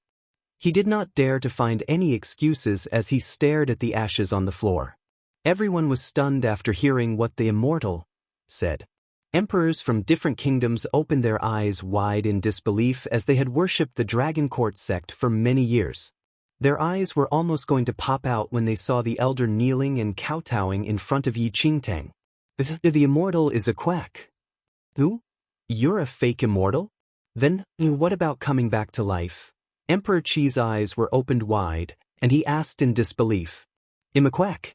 I don't know how to make people come back to life. That was just a ploy that I set up earlier. The elder did not dare to lie in front of Yi Qingtang. Then how about the Dragon Court sect? Everything is fake. I just want to trick you to worship us and provide us with tributes. The elder revealed the truth. Dragon Court sect started with a few people knowing how to set up certain tricks, but they did not expect that all the kingdoms believed in their tricks. They were greedy after seeing the tributes and carried on their tricks to gain people's trust and worship. The annual pilgrimage day was just for them to strengthen their position in people's minds. The immortal skills were all just some deceptive ploys. Chapter 1387 Difficult to refuse such kindness. 1. The believers who still could not make sense of the situation finally understood everything. The Dragon Court sect which they laid their belief in was the true quack, while that immortal Su was the true immortal. The fury of being fooled spread riled up in their hearts instantly, but they did not dare to act rashly before Yi Qingtang. Please forgive me, immortal. I dare not do it again, the elderly stammered. The person who you should seek forgiveness from is not me but them. Yi Qingtang's objective was to expose the Dragon Court sect's fraud, and she did not have the time to punish him. The elderly's expression froze, and a chill ran down his spine when he glanced at the believers around him, who wanted to devour him alive. However strong these believers worshipped the Dragon Court sect, however intense their resentment toward him was. The emperors had the most hatred as they had viewed the Dragon Court sect as the supreme faith and even lowered their own position before the Dragon Court sect. No emperor was easy to interact with, and their past submission was merely toward immortals. Yet they were facing a swindler right now. After Yi Qingtang showed her intention to not interfere with the Dragon Court sect matters, the emperors who were long annoyed completely erupted in fury. Apart from the emperors, many renowned powerful figures on this mainland were fooled as well. They were ultimately riled up at this moment and vented all their anger on everyone in the Dragon Court sect. Don't let them escape. Capture everyone in the Dragon Court sect and those fake believers that were in collusion with them. An emperor bellowed, and the Dragon Court sect ambassadors who attempted to use this opportunity to flee knew that there was trouble. There were many believers, including many powerful figures. The Dragon Court sect had been deceiving everyone with a cover-up and did not have any real abilities. In no time, everyone from the Dragon Court sect on the floating island was captured by the infuriated believers. After tying all of them up, they were thrown into an empty palace in a corner of the floating island. Yet, even after doing so, the masses' anger of being fooled did not dissipate. The Dragon Court sect's prestige had been established in this mainland for a long time, and all emperors and powerful figures fought to be the most faithful believer. But now, the entire Dragon Court sect was a scam. If this news was spread out, how could these emperors and powerful figures face the world? Did they have to tell everyone in the world that they were a bunch of blind fools? Such humiliation could not be erased even if they killed the entire Dragon Court sect. Yet, after venting their anger, everyone seemed to have lost their mainstay as shame, and resentment was written all over their faces. Yi Qingtang watched the chaos on the White Tiger's back. After exposing the Dragon Court sect's pretense, she did not say anything further and watched everything silently as though all of that had nothing to do with her. Immortal Su, it is all thanks to you today. The Dragon Court sect behaved tyrannically on our mainland for such a long time and deceived plenty of people. It is fortunate that you are here to expose their schemes. The Yuan Emperor looked at Yi Qingtang with reverence and admiration. I have long suspected that there was something fishy with this Dragon Court sect. Thus, I did not get too close to them all this time. I am here because I knew that you would definitely be able to tell their trickery with your sharp eyes, Immortal Su. The Yuan Emperor was relatively joyous, and his words were more than sweet. Chapter 1388 Difficult to refuse such kindness to anyway. The Dragon Court sect was never fond of the Yuan Kingdom, and it was better now that the Yuan Kingdom exposed the Dragon Court sect. Others may even think that the Yuan Kingdom was discerning and that it steered away from the Dragon Court sect because it knew about the Dragon Court sect's scheme all along. The Yuan Emperor, who once yearned to be part of the Dragon Court sect, was extremely fortunate. What bullshit Dragon Court sect? It could not even match up to their immortal Su's finger. Yi Qingtang tugged her lips as she looked at the Yuan Emperor, who lied blatantly. In terms of changing attitude instantly, this person was truly outstanding. The emperors in the palace who were still worried about how to recover their reputation were delighted when they heard the Yuan emperor. Right? Why did they not think of that? The Dragon Court sect was fake, but this immortal Su was a true immortal. Almost immediately, those emperors exchanged a look and dashed toward Yi Qingtang, who was riding on the huge white tiger, before kneeling down in uniformity. Immortal Su. We were deceived by the Dragon Court sect and almost fell for their trap. Fortunately, you stepped in and exposed their true faces. We are extremely grateful to you. Emperor Qi's mouth seemed to be layered with honey as he praised Yi Qingtang vigorously. It's fine, Yi Qingtang said plainly with an aloof demeanor. Have you all returned to your senses? Didn't you say that Immortal Su was a quack just now? The Yuan Kingdom's emperor grabbed the opportunity and showed Emperor Qi down actively. Emperor Qi did not dare to refute and smiled. Yes. I was blind to not recognize your immortal demeanor. The Dragon Court sect is all to be blamed for being so cunning and fooling the world. We have realized our errors, but Emperor Qi intentionally put on a troubled expression and said, the mainland citizens already have a deep faith in the Dragon Court sect. If we destroyed their faith now, the world would break out into chaos. Then, Emperor Qi kowtowed to Yi Qingtang and cried loudly. Immortal Su, please be benevolent and spread the immortal's blessings to the world in place of the Dragon Court sect. Please be benevolent, Immortal Su. The emperors echoed loudly. The Yuan Kingdom's emperor was delighted as he watched everyone requesting Immortal Su. If Immortal Su replaced the Dragon Court sect and became the only immortal on this mainland, the Yuan Kingdom would definitely become the country closest to immortality. However, Yi Qingtang merely looked at everyone in a detached manner and said coldly, you all want me to succeed these people who offended the majesty of an immortal? Everyone was alarmed by what Yi Qingtang said and broke out in a cold sweat immediately. They said the wrong thing. The Dragon Court sect was a gathering of quacks. How could a dignified immortal clear up the mess of a group of quacks? No. It was a slip of the tongue. I did not mean that. How can you take over the filthy place of the Dragon Court sect? What I mean is, Emperor Qi hurriedly changed his stance and spoke. Is that your immortal skills are powerful. It is our honor to have you on the mainland, and we must naturally worship you. Please do not abandon the world and give us an opportunity. Emperor Qi spoke quickly, and the other emperors repeated his words. It was simply humiliating for her to succeed the Dragon Court sect. However, if the immortal was willing to rebuild a sect, it was naturally the best. By then, they could find an excuse and say that the Dragon Court sect's immortal had passed away and that there was no immortal presiding